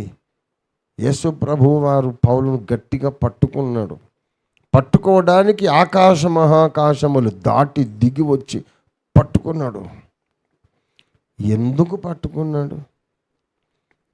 ఏదో ఒక ఉద్దేశంతో పట్టుకున్నాడు. నేనేదో ఒక పని చెయ్యాలని పట్టుకున్నాడు. నా ద్వారా ఏదో ఒక కార్యం జరగాలని నన్ను పట్టుకున్నాడు. దేని కొరకు నన్ను ఆయన పట్టుకున్నాడు, దానిని నేను పట్టుకోవాలి. దేని కొరకు పట్టుకున్నాడు, దాన్ని నేను పట్టుకోవాలంటున్నాడు. అని ఏమంటున్నాడంటే, ఇదివరకే పట్టుకొంటినని అయినను నేను అనుకోవట్లేదు. ఏ ఉద్దేశంతో యేసు నన్ను పట్టుకున్నాడో ఆ ఉద్దేశాన్ని ఇంకా నేను పట్టుకోలేదు. అప్పటికే పౌలు చెరసాలలో ఉన్నాడు. ఇది చెరసాల పత్రిక, ఫిలిప్పీ పత్రిక చెరసాల పత్రిక. దేవుని సువార్త ప్రకటించినందుకు రోమా ప్రభుత్వం అతన్ని అరెస్ట్ చేసి చెరసాలలో వేశారు. బిత్తాలతో కొట్టించారు, కొరడాలతో కొట్టించారు, చాలా చిత్రహింసలు పెట్టారు. దేవుని బిడ్డలారా, ఆ హింసలన్నీ భరిస్తూ ఎన్నో పత్రికలు రాశారు. పాత నిబంధనలో 39 గ్రంథాలుంటే, కొత్త నిబంధనలో 27 గ్రంథాలుంటే, బైబిల్లో 27లో దాదాపు సగం 14 పత్రికలు పౌలే రాశాడు. Half of the new testament పౌలే రాశాడు. కొత్త నిబంధనలో సగం పౌలే రాశాడు. మిగతా సగం పేతురు, యోహాను, యూదా, యాకోబు, లూకా, మత్తయి అందరు రాశారు. Half of the new testament పౌలు రాశాడు. ఎన్ని సంఘాలు కట్టాడు, ఎన్ని స్వస్థతలు జరిగినాయి, ఎన్ని మర్మాలను బయలుపరిచాడు. ఇవన్నీ అయిన తర్వాత జైల్లో పడి అంటాడు, దేని కొరకు ఆయన పట్టుకున్నాడో దాన్ని ఇంకా నేను చేరుకోలేదు. పౌలును మనం ఇంటర్వ్యూ చేద్దాం. ఇన్ని సంఘాలు కట్టావు కదా పౌలు, ఈ సంఘాలు కట్టడానికి యేసు నిన్ను పట్టుకోలేదా? చాలామంది సేవకులు అనుకుంటున్నారు, విశ్వాసులు అనుకుంటున్నారు, దేవుడు నన్ను ఎందుకు పట్టుకున్నాడంటే, ఇప్పుడు నేను చేస్తున్న పని ఉంది కదా, ఈ పని చేయడానికే పట్టుకున్నాడు. నాకు పాటలు వచ్చు, పాటలు పాడడానికే నన్ను రక్షించుకున్నాడు. నాకు ప్రసంగాలు చేయడం వచ్చు, నేను సువార్త చెప్పగలను, సువార్త చెప్పడానికే నన్ను రక్షించుకున్నాడు. బహుశా నాకు వంటలు వండడం వచ్చు, వంటలు వండడానికే పట్టుకున్నాడు. అంటే అవన్నీ అవసరమే, వంటలు అవసరమే, పాటలు అవసరమే, సువార్త పంచడం, కరపత్రాలు పంచడం అవసరమే. దీనికోసం పట్టుకోలేదు. ఎవరికేది వచ్చో ఆ చదువు, ఆ విద్య వాళ్ళు దేవుని కొరకు వాడుతున్నారు, కానీ దీనికోసం పట్టుకోలే. పౌలు సంఘాలు నాటాడు, పత్రికలు రాశాడు, మర్మములను బయలుపరిచాడు, స్వస్థతలు అద్భుతాలు చేశాడు. దానికోసం పట్టుకోలే. ఇంకా దేనికోసం పట్టుకున్నాడంటే, అసలు ఒక మనిషిని దేవుడు ఎందుకు రక్షిస్తాడు? ఎవరైనా, పౌలు మొదలుకొని నీవు నేను వరకు, ఎవరినైనా ఎందుకు రక్షిస్తాడు, ఎందుకు పిలుస్తాడు, ఎందుకు పట్టుకుంటాడు? నేను కూడా బోల్డ్ అని పాటలు రాశాను, పుస్తకాలు రాశాను, దానికోసం పట్టుకోలే. పుస్తకాలు అవసరమా ఆయనకు? అవసరమైతే ఆయనే రాయగలడు. దేవదూతలకు చెప్తే పరపరపరం ఒక రోజులో మొత్తం రాసేస్తారు. నాకు 40 ఏళ్ళు పట్టింది. మనం అవసరమా? మన ప్రసంగాలు అవసరమా ఆయనకి? మన పాటలు అవసరమా? నేను చాలా సేవ చేశాను, చాలా సంఘాలు కట్టాను. దీనికోసం నన్ను పట్టుకోలేదు ఆయన. ఎందుకు పట్టుకుంటాడు ఒక మనిషినంటే, ఎవరినైనా. రోమాపత్రిక 8:28 చెప్పాడు. రోమాపత్రిక, దేవుని ప్రేమించు వారికి ఆయన సంకల్పము చొప్పున పిలువబడిన వారికి మేలు కలుగుటకై సమస్తము సమకూడి జరుగుచున్నవని ఎరుగుదుము. ఎందుకు అలా మేలు కొరకు జరుగుతాయి? కొంతమంది వ్యక్తులు ఉన్నారు ఈ భూమి మీద, వాళ్ళకు కీడు చేద్దామని ఎవరైనా అనుకుంటే అది మేలుగా మారిపోతుంది. కీడు చేద్దాం అనుకుంటే మేలుగా మారిపోతుంది. ఎందుకు అలా మారుతుంది? ఎందుకనగా దేవుని అద్వితీయ కుమారుడు అనేక మంది సహోదరులలో జ్యేష్ఠుడు అగునట్లు దేవుడు ఎవరిని ముందు ఎరిగెనో వాళ్ళు తన కుమారునితో, దేవుని అద్వితీయ కుమారునితో సారూప్యము గలవారంటే అటువంటి రూపమే గలవారగుటకు వారిని ముందుగా నిర్ణయించాడు. ఇందుకు పట్టుకున్నాడు. దేవుడు ఎవరిని ముందెరిగెనో, ఎవరిని ఎరిగాడు? దేవుడు ఎరిగిన వాళ్ళు ఎవరనంటే, తన కుమారుడు అనేక మంది సహోదరులలో పెద్దన్నయ్య కావాలి. అప్పటిదాకా దేవునికి ఒక్కడే కొడుకున్నాడు, అద్వితీయ కుమారుడు, జనితైక కుమారుడు. ఒక్కడే ఉన్న కొడుకుకి చాలామంది చిన్న చిన్న తమ్ముళ్ళు చెల్లెళ్ళు కావాలి. ఇది దేవుని సంకల్పం. అక్కడ ఆగిపోవద్దు. దేవుని అద్వితీయ కుమారునికి చిన్న చిన్న చెల్లెళ్ళు, చిన్న చిన్న తమ్ముళ్ళు, అక్కడ ఆగొద్దు. ఈ చిన్న తమ్ముళ్ళు చెల్లెళ్ళందరూ ఆ పెద్దన్నయ్య సారూప్యములోనికి మారాలి. స్వభావములో, మాట తీరులో, భావోద్రేకాలలో, ప్రేమించుట, క్షమించుట, సహించుట, ప్రతి విషయములో నీతి, న్యాయము, యథార్థత, నిర్మోగమాటత్వము, అన్ని విషయాలలో ఆ పెద్దన్నయ్య పోలికలోనికి ఈ చిన్న తమ్ముళ్ళు చెల్లెళ్ళు మారాలి. అందుకు పట్టుకున్నాడు. నువ్వెన్ని సంఘాలు కట్టినా, ఎంత ప్రసంగాలు చేసినా, ఎన్ని పాటలు రాసినా, పాడినా, స్వరకల్పన చేసినా, ఎంత సేవ చేసినా, అనాథ శరణాలయాలు, వృద్ధాశ్రమాలు, సంఘసేవ ఎంత చేసినా, ఆ పెద్దన్నయ్య పోలికగా నీవు చెక్కబడకపోతే దేవుడు నిన్ను పట్టుకున్న ఉద్దేశం ఇంకా నెరవేరలేదు. If you don't become a replica of Jesus Christ, యేసు ప్రభు యొక్క కార్బన్ కాపీగా నువ్వు మారకపోతే నీ బ్రతుకులో దేవుని ఉద్దేశం ఇంకా నెరవేరలేదు. 1400 సంఘాలు కట్టొచ్చు, 14,000 సంఘాలు కట్టొచ్చు, 1,00,000 సంఘాలు కట్టొచ్చు. ప్రపంచమంతా నిన్ను మహాభక్తుడని కీర్తించవచ్చు. కానీ పెద్దన్నయ్య పోలిక నీలోనికి రాకపోతే, ఒరే నా గోల్ ఇంకా నెరవేరలేదురా, ఎందుకు నిన్ను పట్టుకున్నాను, ఎందుకు నిన్ను సృష్టించాను, ఎందుకు నిన్ను రక్షించాను, ఎందుకు నిన్ను సేవకు పిలిచాను, ఎందుకు నిన్ను అభిషేకించాను, నా ఉద్దేశం ఇంకా నీవు నెరవేర్చలేదు.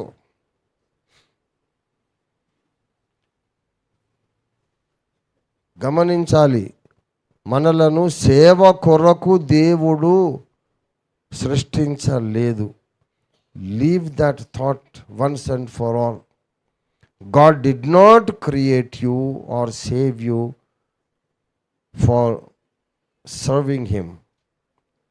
ఆయనను నువ్వు సేవించేదంతా కూడా ఒట్టి ట్రాష్ అండి.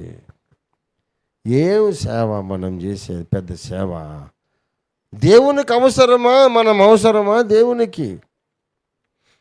నాకు నవ్వు వస్తుంది ఒక్కోసారి. మీరు వెళ్ళి సర్వలోకానికి వెళ్ళి సర్వ సృష్టికి, పాపం ఆయనకు అంత దిక్కు లేకుండా ఉన్నాడేంటి? ఏమండి అంత బలహీనుడా? మీరు పోండ్రా, నన్ను గురించి చెప్పండి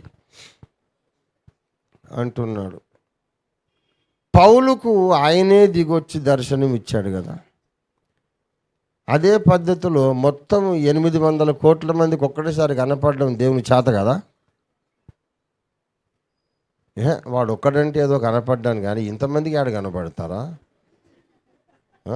ఇట్ ఈస్ వెరీ డిఫికల్ట్. హంసే నై హోతా ఏ బాత్, వీలు కాదు. ఎట్లా కనబడతాను రా? ఒకడే ఆసియాలో ఉండే, ఒకడు ఆఫ్రికాలో ఉండే, అంతటా అందరికీ కనపడేది నాకు చేత కాదు కనుక మీరు పోయి కొంచెం నన్ను గురించి ఇంట్రడ్యూస్ చేయండి అని మన మీద డిపెండ్ అవుతున్నాడు ఆయన. నాకు చాలాసార్లు నవ్వాను నేను ప్రార్థనలో. దేవునితోనే మాట్లాడుతున్నావు, యేసయ్యా సువార్త చెప్పమని నాకు చెప్తావేంటి నువ్వు? ఇది చాలా పెద్ద జోక్ ఇది. నీలోని అనంత కోటి వ్యక్తిత్వ కేంద్రాలు, infinite number of centres of self consciousness. విశ్వంలోని వ్యక్తులు ఎంతమందో అంతకంటే ఎక్కువ సంఖ్యలో ఉన్న నీ యొక్క వ్యక్తిత్వ కేంద్రాలు ఒక్క క్షణములో అందరికీ కనబడి నేనే దేవుడను, ఇంకే దేవుడు లేడని చెప్పడానికి నీకెంత సులభంగా నువ్వు చేయగలవు తండ్రి. ఒకటే నిమిషం మొత్తం వరల్డ్ కన్వర్ట్ అయిపోతుంది. మనం ఒక్కొక్కడు 40 ఏళ్ళు 50 ఏళ్ళు సేవ చేసి 1000 సంఘాలు కట్టి మళ్ళీ అందులో కొంతమంది అబ్షాలోములు తయారయ్యి ఈ తిప్పలంత అవసరమా? కొందరు కోరహులు, కొందరు అబ్షాలోములు, కోరహులు, కొందరు దేమాలు, జల్లెడ పట్టడాలు. పాపం దేవుడు అక్కడ పైన కూర్చొని ఏదో ఒకటి చేయండిరా, అందరికీ నేను కనపడలేకపోతున్నాను, మీరే కొంచెం హెల్ప్ చేయండి అంటే మనం దేవునికి మనం హెల్ప్ చేస్తున్నామా? ఇంతకన్నా పెద్ద జోక్ లేదు. మనల్ని ఎందుకు సేవ చేయమన్నాడంటే ఏదైనా బహుమానం ఇవ్వాలి కదా. పైకి వచ్చినప్పుడు బహుమానం ఇవ్వడానికి ఒక సాకు కావాలి. బలా నమ్మకమైన మంచి దాసుడా అని పిలిచి నీకు కిరీటం పెట్టడానికి ఒక సాకు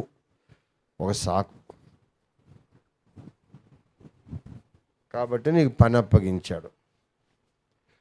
పని అప్పగించి అబ్బా బాగా చేసావురా, ఇదిగో కిరీటం అంటాడు. అది నీ మీద ప్రేమతో నీకు కిరీటం పెట్టడానికి ఓ సాకు బహానా ఆయన అలాగే ఏర్పాటు చేసుకున్నాడు. కానీ మన ప్రసంగాలు మన పాటలు లేకపోతే ఆయన సర్వైవ్ కాలేడా? నేనేంటి ప్రభా నీ సేవ చేయటము, అసలు నేను నీకు అవసరమా?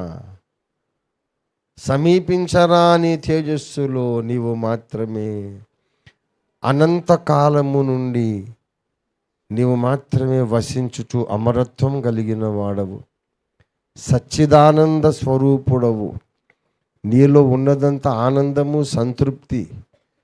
ఇంకా నీకే సమస్య లేని ఆ మహిమగల ఉనికిలో నుండి నువ్వు బయటకు వచ్చి, రే ఓఫీర్ కొద్దిగా సువార్త చెప్పరా, వాడు నన్ను ఇంకా తెలుసుకోలేదు నువ్వు పోరా అంటే, నేనేమో ఉద్యోగాలు వదిలిపెట్టి నేను వస్తే వాడేమో నన్ను కొట్టబట్టే. ఎందుకు నాయనా ఈ ప్రాసెస్ అంటే, మరి ఎట్లరా, మరి నాకు వీలు కావట్లేదు ఎందువన్నా చెప్పంటే, దేవునికి మనం హెల్ప్ చేస్తున్నామా, అవసరమా? ఎవ్వరు అలాగా అనుకోకండి. మనం చేసే ఏ సేవ కూడా దేవునికి అక్కర్లేదు. దేవునికి కావలసింది ఒక్కటే, దేవుని అద్వితీయ కుమారునికి డిటో ఆయన వంటి స్వభావము కలిగిన కొందరు చిన్న చిన్న తమ్ముళ్ళు, చిట్టి చిట్టి చెల్లెళ్ళు కావాలి. దేవునికి స్తోత్రం కలుగును గాక. That is the reason God has chosen you and saved you and anointed you and called you. దాన్ని పట్టుకోవాలని పరిగెడుతున్నా. యుగములలోనూ తరములలో దాచబడ్డ మర్మాలు ఎన్నో చెప్పాను, కానీ ఇంకా నాలో యేసు పోలిక సంపూర్ణంగా రాలేదు. ఎన్నో సంఘాలు కట్టాను, కానీ ఆ తండ్రి నా మీద పెట్టుకున్న ఆశ ఇంకా నెరవేరలేదు. మనలో సంపూర్ణులైన వాళ్ళందరూ ఈ అభిప్రాయం కలిగి ఉందాం. ఎంతో సేవ చేసినా, ఎంత సేవ ఫలించినా, తిరుగులేని నాయకుడుగా నువ్వు నిలబడ్డా, నాయకురాలిగా నిలబడ్డా, నీకొక జ్ఞానం ఉండాలి. ఇంకా నీవు యేసు ప్రభు యొక్క జిరాక్స్ కాపీగా మారలేదు. యేసు ప్రభు యొక్క ఫోటోస్టాట్ కాపీగా నువ్వు మారలేదు.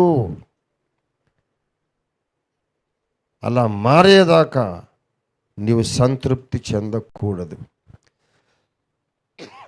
అలా మారేదాకా, యేసు జిరాక్స్ కాపీగా నువ్వు మారేదాకా నీవు దేవభక్తి సాధన ఆపకూడదు. దేవుని సన్నిధిలో కన్నీరు గార్చి ప్రార్థించడం ఆపకూడదు. నీ గురి అది అక్కడ ఉండాలి. నువ్వు చేసిన సేవను చూసి ఎప్పుడు సంతోషపడొద్దు. ఏదో చేశావులే, దేవుడు నీకు అవకాశం ఇచ్చాడు, కానీ దేవుణ్ణి నువ్వు ఇంకా సంతోష పెట్టలేదు. దేవుణ్ణి సంతోష పెట్టాలంటే ఈ పాటలు, ప్రసంగాలు, పుస్తకాలు, సంఘాలు, గుడులు కట్టడం, ఇవన్నిటిని బట్టి సంతోషపడడు ఆయన. నువ్వు 1,00,000 గుడులు కట్టు, 1,00,000 సంఘాలు కట్టు, 1,00,000 పాటలు రాయి, నీవెన్నైనా చెయ్యి, నువ్వు ఇంకా నా అద్వితీయ కుమారుని యొక్క సారూప్యములోనికి మారలేదు కదా బిడ్డ. ఆకాశ మహాకాశములు దాటి వచ్చి నిన్ను పట్టుకున్నది ఎందుకురా? ఈ గుడులు కట్టడానికి. సర్వశక్తి గల దేవుడను నాకు కావాలంటే ఈ భూమి మీదంతా 1,00,000 మందిరములు కలుగునుగాక అంటే కలగవా? ఈ బ్రహ్మాండమే కలిగింది కదా. పంచభూతములు కలుగును కాకంటే కలిగినాయి కదా. ఈ భూమి మీద 1,00,000 మందిరాలు కలుగును గాక అంటాడు, కలగవా? మరి నువ్వెందుకయ్యా వాళ్ళతో వెళ్తూ తన్నులు తిని చర్చిలు కట్టడం, మళ్ళీ కూలగొట్టడం అవసరమా? ఏదైనా దేవునికి మన సేవ అక్కర్లేదు, చేయించుకుంటున్నాడంటే ఏదో ఈ సాకు మీద రేపు నీకు కిరీటం పెడదామని, అంతే. ఫర్ ఎగ్జాంపుల్, ఒక తండ్రికి ఒక కూతురు ఉంది, టీనేజ్కి వచ్చింది, వంట నేర్చుకోవాలని ఆశ, వంట నేర్చుకోవాలని ఆశ.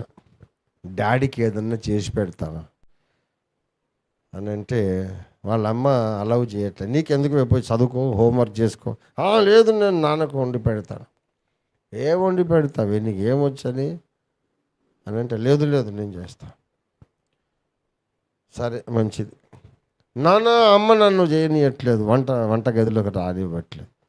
ఏం చేస్తావు బేటా నువ్వు? నీ కొరకు నేను మంచి ఆమ్లెట్ వేసేస్తాను.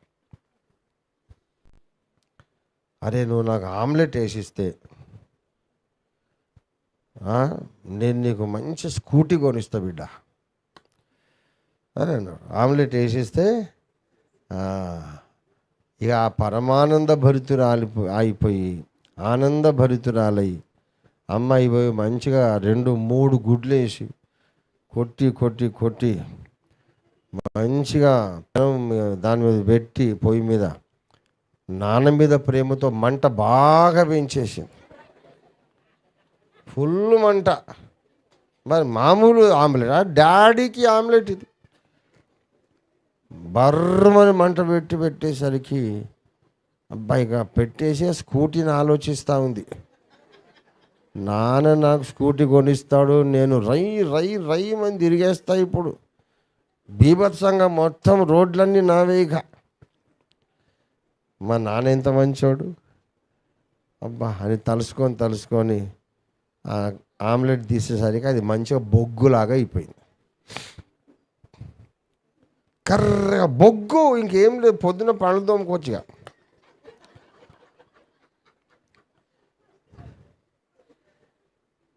ఏడు మొహం పెట్టుకొని, డాడీ ఆమ్లెట్ నల్లగా అయిపోయింది డాడీ. ఏమైంది బేటా, తీసుకురా. ఒళ్ళంతా ఇల్లంతా పొగలు నల్లగా. తీసుకురా బిడ్డ, ఏం కాదు. అరే, ఇంత వండర్ఫుల్గా ఉందిరా, నా లైఫ్లోనే ఇటువంటి ఆమ్లెట్ చూడలేదు బిడ్డ. మీ అమ్మకి ఏం రాస్తారా? ఏం రాదురా. ఎప్పుడు చూసినా అంతా ఎల్లో కలర్లో ఉంటుంది. నాకు ఎల్లో కలర్ ఇష్టమే లేదు అసలు. బ్లాక్ ఆమ్లెట్ ఏం అద్భుతంగా ఉంది బిడ్డ, తీసుకురా బిడ్డ అని. ఇక ఊరంతా చెప్తారు, నా కూతురు నా కొరకు ఆమ్లెట్ చేసింది. నా కూతురుకు నేను బర్త్డేకి మంచి స్కూటీ కొనిచ్చా. ఊర్లో వాళ్ళకి ఏం తెలుసు, అది మాడిపోయిన ఆమ్లెట్ చేసింది. దేవునికి మన సేవ కూడా ఇంతే. అన్నీ మాడిపోయిన ఆమ్లెట్లు అన్నీ వేసిచ్చి దేవుని దగ్గర స్కూటీలు, బుల్లెట్లు అన్నీ కొనుక్కుంటాం. అది మన హైసియత్. మనం ఇచ్చేదంతా ఆయన తినలేని ఆమ్లెట్ ఏం చేసుకుంటాడు పాపం మా పెద్ద ఆయన. ప్రేమతో మనం ఇచ్చే మాడిపోయిన ఆమ్లెట్లని దాచిపెట్టుకుంటాడు. నా కూతురు ఎంత కష్టపడి చేసింది నా కొరకు. మనమేమనుకుంటున్నాం, అబ్బా నేను భలే చేసినాలే ఆమ్లెట్ అబ్బా. అందుకే మా నాయన మంచిగా దాచుకున్నాడు. అది తినలేక దాచుకున్నాడని తెలియదు మనకు. తినలేక పక్కన పెట్టుకుంటే ఎంత వండర్ఫుల్ ఆమ్లెట్ కాకపోతే దాచిపెట్టుకున్నాడు ఆయన. అది తింటే నేను ఉంటాను పోతాను తెలియదురా, పక్కన పెట్టు. కానీ ఏం ఆమ్లెట్ వేసింది, పనికి మాలిందన్న, మీ అమ్మ వద్దొద్దు అంటుంటే వినకుండా ఈ బొగ్గు ముక్క తెచ్చిన అన్నాడు ఆయన. నీ ప్రేమను గౌరవించే దేవుడు, దేవునికి స్తోత్రం కలుగును గాక. నువ్వు దేవుని పట్ల ప్రేమతో నువ్వు చేసేసావా? ఎంత ప్రేమరా నీకు నేనంటే. నీకు రాకపోయినా పాటలు రాస్తానంటావు, రాకపోయినా పాటలు పాడుతానంటావు. ఎంత ప్రేమరా అబ్బా. మన ప్రేమను ఆయన మెచ్చుకోవడం. అసలు సంగతి ఏంటంటే ఆయనే మొదట మనలను ప్రేమించి ఆయన తన ప్రాణం మన కొరకు ఇచ్చినందుకు మనకు ఆయన మీద ప్రేమ కలిగింది. దేవుని స్తోత్రం కలుగును. హల్లెలూయా. ముందు మనం ఆయన్ని ప్రేమించినమ్మా, దేవుడు మనల్ని ప్రేమించాడా? దేవుడే మొదట మనలను ప్రేమించి మన మనోనేత్రాలు వెలిగించి తన సేవ చేయాలనే ఆశ మనలో పుట్టించి, ఆశ కూడా ఆయననే పుట్టించాడు. ఇదే ఫిలిప్పీ పత్రికల్లో చెబుతాడు, దేవుని సేవ చేయాలనే ఆశ కూడా ఆయనే మీలో పుట్టించాడట. ఫిలిప్పీ 2వ అధ్యాయం 13వ వచనం చూడండి దయచేసి. ఎందుకనగా మీరు ఇచ్చయించుటకును కార్యసిద్ధి కలుగజేసుకొనుటకును తన దయా సంకల్పము నెరవేరుటకై మీలో కార్యసిద్ధి కలుగజేయువాడు దేవుడే. మీరు ఇచ్చయించుటకు ఎవరు కార్యం చేస్తున్నారు? దేవుని సేవ చేయాలి, దేవుని కొరకు వాడబడాలని మీలో ఇష్టము పుట్టడానికి ఎవరు కార్యం చేస్తున్నారు? ఆ ఇష్టాన్ని నెరవేర్చుకోవడానికి, మీరు పని చేయడానికి ఎవరు కార్యం చేస్తున్నారు? మొత్తం దేవుందే షో. నువ్వు అనుకుంటున్నావు, అబ్బా నేను భలే చేశాను కదా సేవ, అంత ఆమెలెట్ లాగా ఉన్నది. దేవుని కొరకు ఏదో చెయ్యాలనే ఆశ మనకెక్కడదండి? ఆదాము పిల్లలు అన్ని పనికి మాలిన పాపపు కోరికలు, చెడ్డ తలంపులు తప్ప దేవుని సేవ చేయాలనే పెద్ద పెద్ద తలంపులు మనకెక్కడ వస్తాయి? మంచి తలంపు పుట్టిందంటే, మంచి ఆలోచన పుట్టిందంటే, దేవుని సేవ చేయాలనే భారం పుట్టిందంటే అది దేవుడు నీలో పుట్టించాడు. ప్రయత్నం చేయాలంటే దేవుడే చేయించాడు. గనుక నీ సేవకు జీతం నీకు ఇవ్వడం కాదు, నీలో జరిగిన మంచి కార్యములన్నిటికీ మహిమ ఆయనకే చెల్లించాలి. దేవునికి స్తోత్రం కలుగునుగాక. నీవెంతో దేవుని కొరకు పని చేశావు. అల్టిమేట్గా ఈ పనంతా నువ్వు చేసినందుకు బాధ్యుడు ఎవరు చెప్పండి? కారకుడు ఎవరు చెప్పండి? ఆలోచన పుట్టించిందెవరు? పని చేయించిందెవరు? పని చేసే శక్తినిచ్చిందెవరు? ఆయనే. దేవుని కొరకు విరివిగా పనిచేసినాక నేనేమై ఉన్నాను? ఆయన కృప వల్ల అయి ఉన్నాను. దేవుని కొరకు ఎన్నో సంఘాలు కట్టాక ప్రయాసపడింది నేను కాదు, నాకు తోడయ్యున్న కృపయ్య అన్నాడు. మనం చేసే సేవను గూర్చి గర్విస్తున్నామంటే అయిపోయింది నీ పని. జారుడు బండ మీద ఉన్నావు జర్రమని. చాలాసార్లు పరమ తండ్రి దగ్గర ప్రార్థనా గదిలో నేను దేవునితో మాట్లాడుతూ నవ్వాను. తండ్రి నిజం చెప్పు, నేను నీకు అవసరమా? నేను కావాలా నీకు? మహిమ స్వరూపుడవు, లేని వాటిని ఒక్క మాట చేత ఉండేటట్టు చేయగలవాడు, ఉన్నవి లేకుండా చేయగలవాడు. నీకు అసాధ్యమైనది ఏదీ లేదు. నేనెందుకయ్యా నీకు? నేను కావాలా? ఏదేదో అంటావు. 4 తరాలు బట్టి కష్టపడి నిన్ను పుట్టించాను. అంత మొనగానా నేను? రంజితో ఫిర్ లేకుంటే దేవుడు ఏం చేయలేడా? అదంతా ఒట్టిదే. ఏదో కన్న కూతురు అంటే ప్రేమ, దానికి స్కూటీ కొనిచ్చి దాని ఆ పసి ముఖంలో ఆనందాన్ని చూడాలని నాన్నగారి ఆశ. అందుకు ఇటు రావే నాకు ఆమ్లెట్ వేసి అన్నాడు. ఇది మాడగొడుతుందని తెలుసు, అది మనం తినేటట్టు ఉండదని తెలుసు. అలాగే దేవుడు నన్ను సేవకు పిలిచాడు, నిన్ను కూడా అలాగే వాడుకుంటున్నాడు. ఎవరినైనా అంతే. ఏ మానవుడైనా, అపోస్తలుడైన పౌలైనా అంతే. నేనేమై ఉన్నానో అది ఆయన కృపే. దేవునికి స్తోత్రం కలుగును గాక. పౌలు మొదలుకొని నీవు నేను వరకు దేవుని సంకల్పం ఏమిటంటే తన జ్యేష్ఠ కుమారుడు జనితైక కుమారుని సారూప్యములోనికి మనందరం మార్చబడడం కొరకు మనలను ఆయన పట్టుకున్నాడు. దేవునికి స్తోత్రం కలుగును గాక. అది పట్టుకునేదాకా, ఆ గోల్, ఆ గురి నేను చేరుకునేదాకా ఎంత సాధించినా, ఎంత పనులు చేసినా నేను గర్వించడానికి అవకాశం లేదు, సంతృప్తి చెందడానికి అవకాశం లేదు, అయిపోయిందిరా నేను గెలిచేసాను అనుకోవడానికి అవకాశం లేదు. ఈ జ్ఞానము కలిగి ఉండడమే సంపూర్ణత. సంపూర్ణులమైన వారందరం ఈ అభిప్రాయం కలిగి ఉందాం. దేవుని స్తోత్రం కలిగిన గాక. నేను చాలామంది కంటే బెటర్ పర్సన్ నాకు తెలుసు, కానీ నేను ఇంకా సంపూర్ణ సిద్ధి పొందలే. ఎందుకంటే యేసయ్య జిరాక్స్ లాగా ఇంకా నేను మారలేదు. నాకు తెలుసు అప్పటిదాకా నేను సంతృప్తి చెందడానికి అవకాశము లేదు. ఎప్పుడు ఆయనకు జిరాక్స్ లాగా మారుతాను? బుద్ధి మారొచ్చు, స్వభావం మారొచ్చు, ఎంత మారినా లోపల ఇంకో వ్యతిరేక స్వరం ఉంటుంది.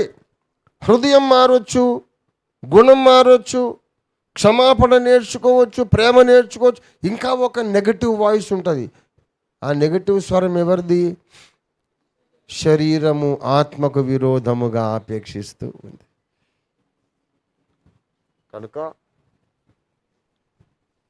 యేసయ్య స్వరూపములోనికి మనం మార్చబడే ఈ ప్రాసెస్, ఈ ప్రక్రియ ఎప్పుడు కంప్లీట్ అవుతుందంటే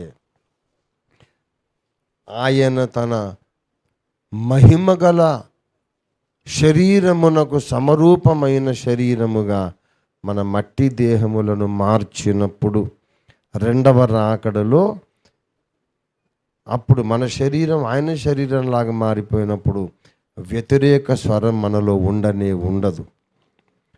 అప్పుడు మనం యేసు సారూప్యంలోకి మారిపోతాం. అప్పటిదాకా ఇంకా దేవుని చిత్తం మనలో సంపూర్ణంగా జరగలేదు గనక గర్వించడానికి అవకాశం లేదు. అయిపోయింది, నేను గెలిచేసాను అనుకోవడానికి అవకాశం లేదు. అతిశయ కారణమే లేకుండా దేవుడు కొట్టేశాడు. ఈ జ్ఞానము లేకుండా నాకు అంత జ్ఞానం ఉంది, అన్ని డిగ్రీలు ఉన్నాయి, ఇంత డబ్బు ఉంది, ఎన్ని గుడులు కట్టాను, అంత చేశాను, ఇంత అని గర్వించేవాడు ఎవడంటే అసలు సంపూర్ణత అంటే ఏంటో వాడికి అసలు కాన్సెప్టే, ఐడియా లేదు. నేను చాలా గొప్పని, గొప్ప ఆమ్లెట్ వేసాను అనుకుంటున్నాడు వాడు, మాడిపోయిన ఆమ్లెట్ వేసి. Totally wrong concept. మన జీవితానికి ఉన్న గురి దేవుని కొరకు మనం పనిచేయడం కాదు. దేవునికి కూలోళ్ళు అవసరం లేదండి. బోల్డ్ మంది కూలోళ్ళు ఉన్నారు, కోట్ల మంది. దేవుని ఇంట్లో కూలివారు, పనివారు పరలోకంలో కోట్ల మంది ఉన్నారు.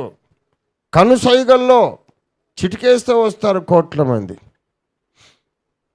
సర్వలోకానికి సువార్త చెప్పమని మనకు కాకుండా దేవదూతలకు అప్పగించాడు అనుకో, వాళ్ళు ఒక్క డేలో ఫినిష్ చేస్తారు. చేయరా? ఖతం హో గయి బాత్, ఒక్కటే రోజు. మనం ఎందుకండి? మనం పడతా లేస్తా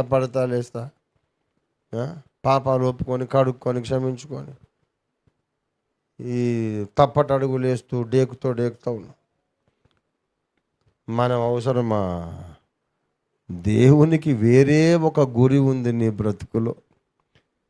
ఏదో పని చేయి బిడ్డ, నీకు స్కూటీ ఇస్తాను, నీకు బుల్లెట్ ఇస్తాను, నీకు మంచి బంగారు ఆభరణాలు ఇస్తాను, పని చేయి. అంతా నువ్వు మాడగొడతావు నాకు తెలుసు. ఏదో ఒకటి చెయ్యి. ఈ సాకు మీద నీకు నిత్యత్వంలో బహుమానం ఇస్తాను. కానీ నా గురి అది కాదు.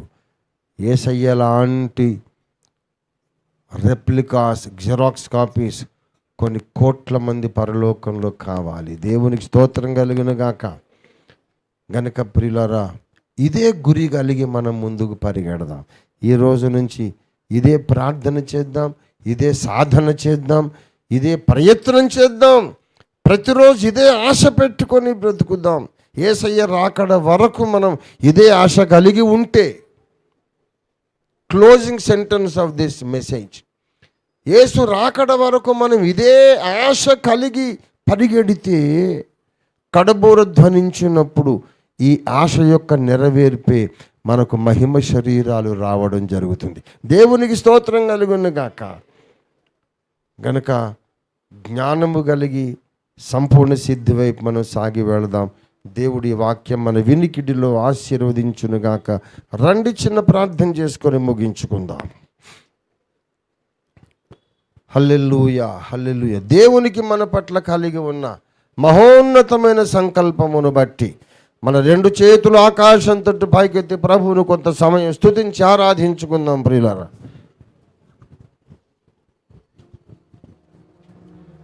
హల్లెలూయా, హల్లెలూయా.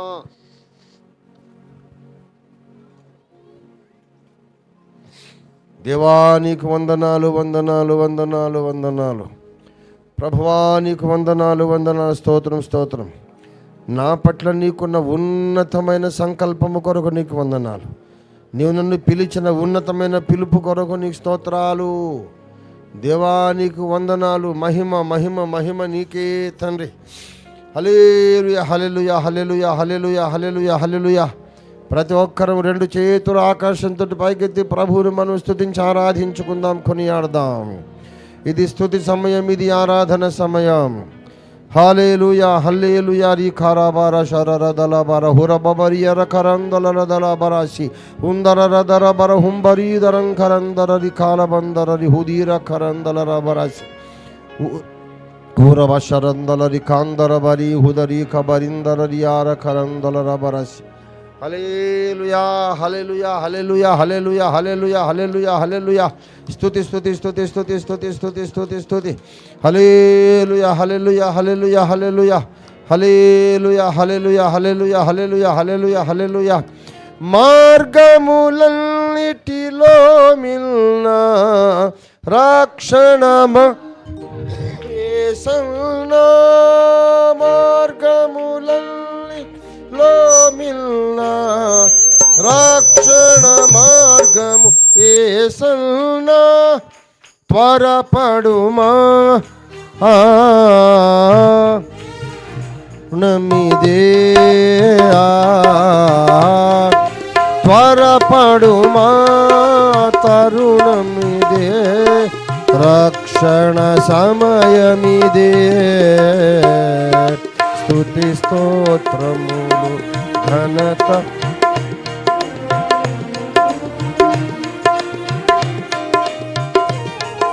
స్తుతి స్తోత్రములు ఘనత మహిమలు యేసు ప్రభునికెల్లప్పుడు తరతరములలో యుగ యుగములలో, తరతరములలో యుగ యుగ ప్రతి హృదయములో స్తుతులు. హల్లెలూయా, ఆమేన్. హల్లెలూయా, హల్లెలూయా,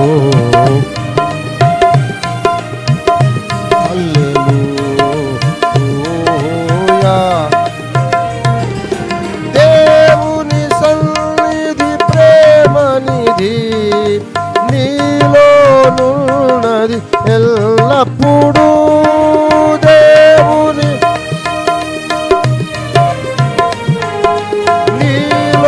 నీలోనున్నది ఎల్లప్పుడూ.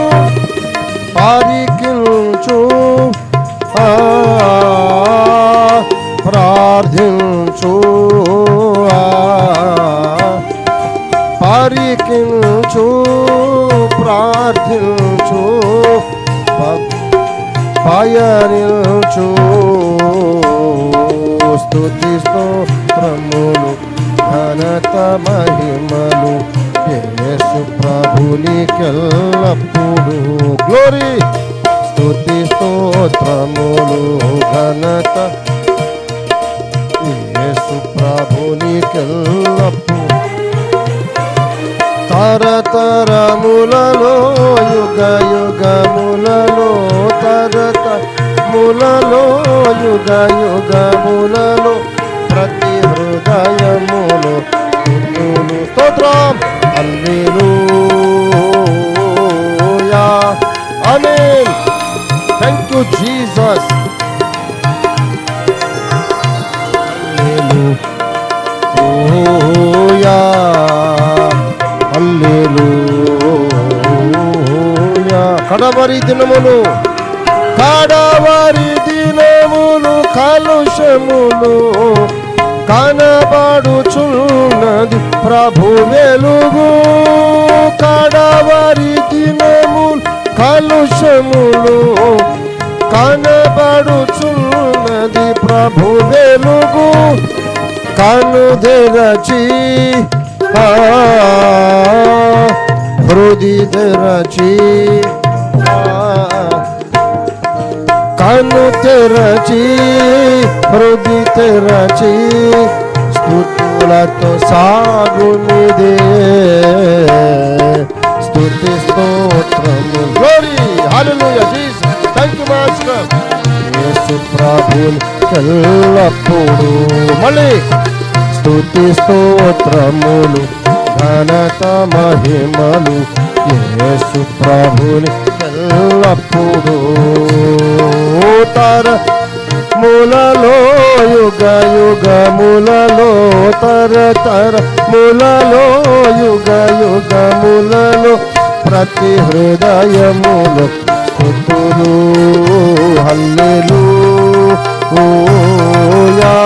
ఆమేన్. హల్లెలూయా హల్లెలూయా హల్లెలూయా.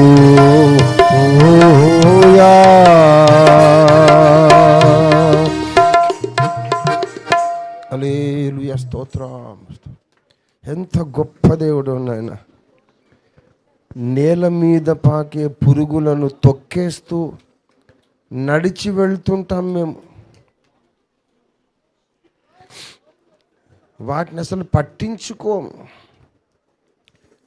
నీ ఎదుట మేము అంతకంటే హీనంగా ఉన్నాం తండ్రి. ఎన్ని పురుగులను తొక్కేస్తూ చంపేస్తూ వెళ్ళిపోతున్నాము. మాకు అసలు అవసరమే లేదు, ఆ దృష్టే లేదు. అంతకన్నా హీనంగా మేము నీ సన్నిధిలో ఉన్నాం. మేము నీకు అవసరమే లేదు తండ్రి. నీవు సర్వశక్తిమంతుడవు, సర్వసమర్థుడవు, సర్వసంపూర్ణుడవు. నీకు కావలసిందంతా నీ దగ్గరే ఉంది, సమీపించరాని తేజస్సులో. ఏ విషయమందు నీవు కొదవలేని వాడవు. ఈ చీమల లాంటి చిన్న చిన్న మనుషులను ఎందుకో కోరుకున్నావు నాయన. మేమేదో సేవ చేసేసామని, గొప్పగా చేశామని విర్రవీగుతున్న మా బుద్ధిహీనతను క్షమించండి తండ్రి. క్షమించండి నాయన. తెలివి తక్కువ వాళ్ళం తండ్రి. నేను సేవ చేశానని విర్రవీగడము తప్పే, ఏదో చెయ్యలేదని కృంగిపోవడం కూడా మా తప్పే నాయన. ఏదో దేవుడు నన్ను వాడుకోలేదు, నేను ఏదో సేవ చేయలేదని కృంగిపోవడం కూడా మా తప్పే. ఈ సేవలు చేయడానికి చేయకపోవడానికి ఎందుకు మమ్మల్ని మీరు సృష్టించలేదు? నీ సొంత కొడుకు, నీ అద్వితీయ కుమారుడు, దేవుని వాక్యమును నామము పెట్టబడినటువంటి అదృశ్య దేవుని దృశ్యరూపుడు, మహిమ స్వరూపుడు ఆ యేసయ్య లాగా మేము మారిపోవాలని మమ్మను మీరు పట్టుకున్నారు. నీకు స్తోత్రం. ఆ ఉద్దేశము కలిగి మేము ముందుకు సాగిపోవడానికి సహాయం చేయండి. ఎందు నిమిత్తమైతే యేసయ్యా నీవు మమ్మల్ని పట్టుకున్నావో, ఒక్కొక్కరిని ఒక్కొక్క స్థితిలో పట్టుకున్నావయ్యా. ఒకరిని దమస్కు మార్గంలో పట్టుకున్నావు, వేరొకరిని వలలు బాగు చేసుకుంటుండగా పట్టుకున్నావు,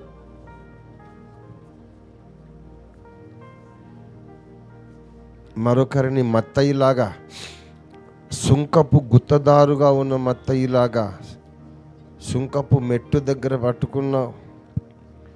మరొకరిని జక్కయ్యలాగా మేడి చెట్టు మీద పట్టుకున్నావు. మాలో ఒక్కొక్కరిని ఒక్కో రకంగా పట్టుకున్నావు. ఆమోసు పశువుల కాపరి మేడికాయలు ఏరుకుంటుంటే పట్టుకున్నావు. మోషే తన మామ మందలు మేపుకుంటుంటే పట్టుకున్నావు. మాలో ఒక్కొక్కరిని ఒక్కో రకంగా పట్టుకున్నావయ్యా. కానీ ఉద్దేశము ఇవాళ మాకు అర్థమైంది. వేరు వేరు పరిస్థితుల్లో మేము పట్టబడినా ఒక ఆశీర్వాదాన్ని పట్టుకోవడానికి మమ్మల్ని మీరు పట్టుకున్నారు. మేమందరము వెళ్ళి యేసు పోలికను పట్టుకోవాలి. యేసు పోలికను మాలో నింపుకోవాలి. యేసు సారూప్యం మేము కలిగిన వారిగా చెక్కబడాలి. అందుకొరకు ఈ చీమలు, దోమలు లాంటి చిన్న చిన్న కీటకములు, పురుగులు లాంటి మమ్మల్ని మీరు పట్టుకున్నారు, కొనుక్కున్నారు, రక్షించుకున్నారు, పరిశుద్ధాత్మతో అభిషేకించారు, ఆత్మ వశులను చేసి ఆత్మతో నింపారు, దర్శన వశులుగా చేశారు. The most insignificant creatures we are. You have called us with a high calling, O Lord. ఎందుకు పనికిరాని మమ్మలను ఈ ఉన్నత పిలుపుతో మీరెందుకు పిలిచారో, ఇంత ప్రేమ మా మీద నీకెందుకో ఆలోచిస్తే ఆశ్చర్యంతో గుండె ఆగిపోయినంత పని అవుతుంది నాయన.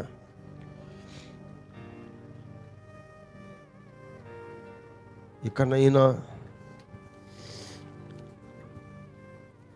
దావీదు చెప్పినట్టు ఈ లోకం మీద వెగటు కలిగి,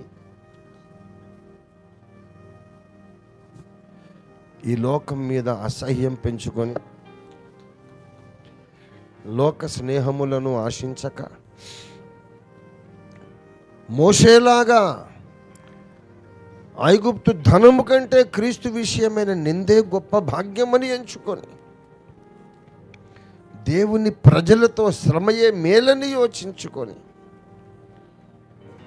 ఆధ్యాత్మిక జీవితంలో ఎక్కలేనంత ఎత్తైన ఎత్తు మీదకి ఎక్కడానికి మాకు సహాయము చేయండి. ఎత్తైన కొండ శిఖరమైతే మాకు కనబడింది తండ్రి. ఇప్పుడు ఎక్కడం ప్రారంభిస్తే ఎన్నేళ్ళు పడుతుందో మాకు తెలియదు. మేమైతే ఎక్కలేము ఆ ఉన్నతమైన కొండపైకి.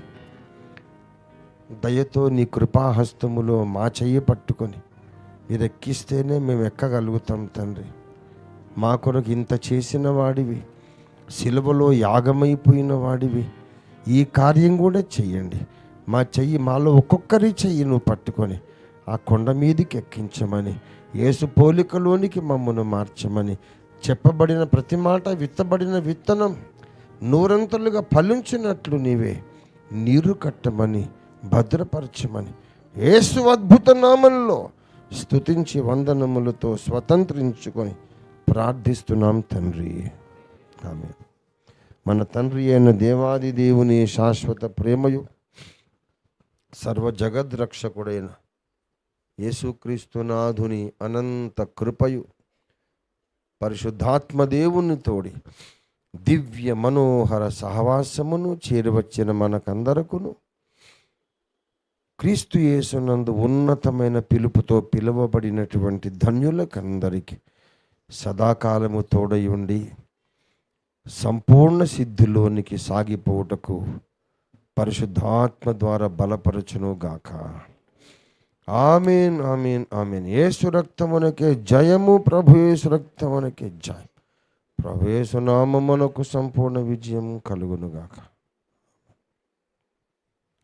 అందరికీ వందనాలు. Thank you very much for your patience with me. Sulakshanamma, do you have some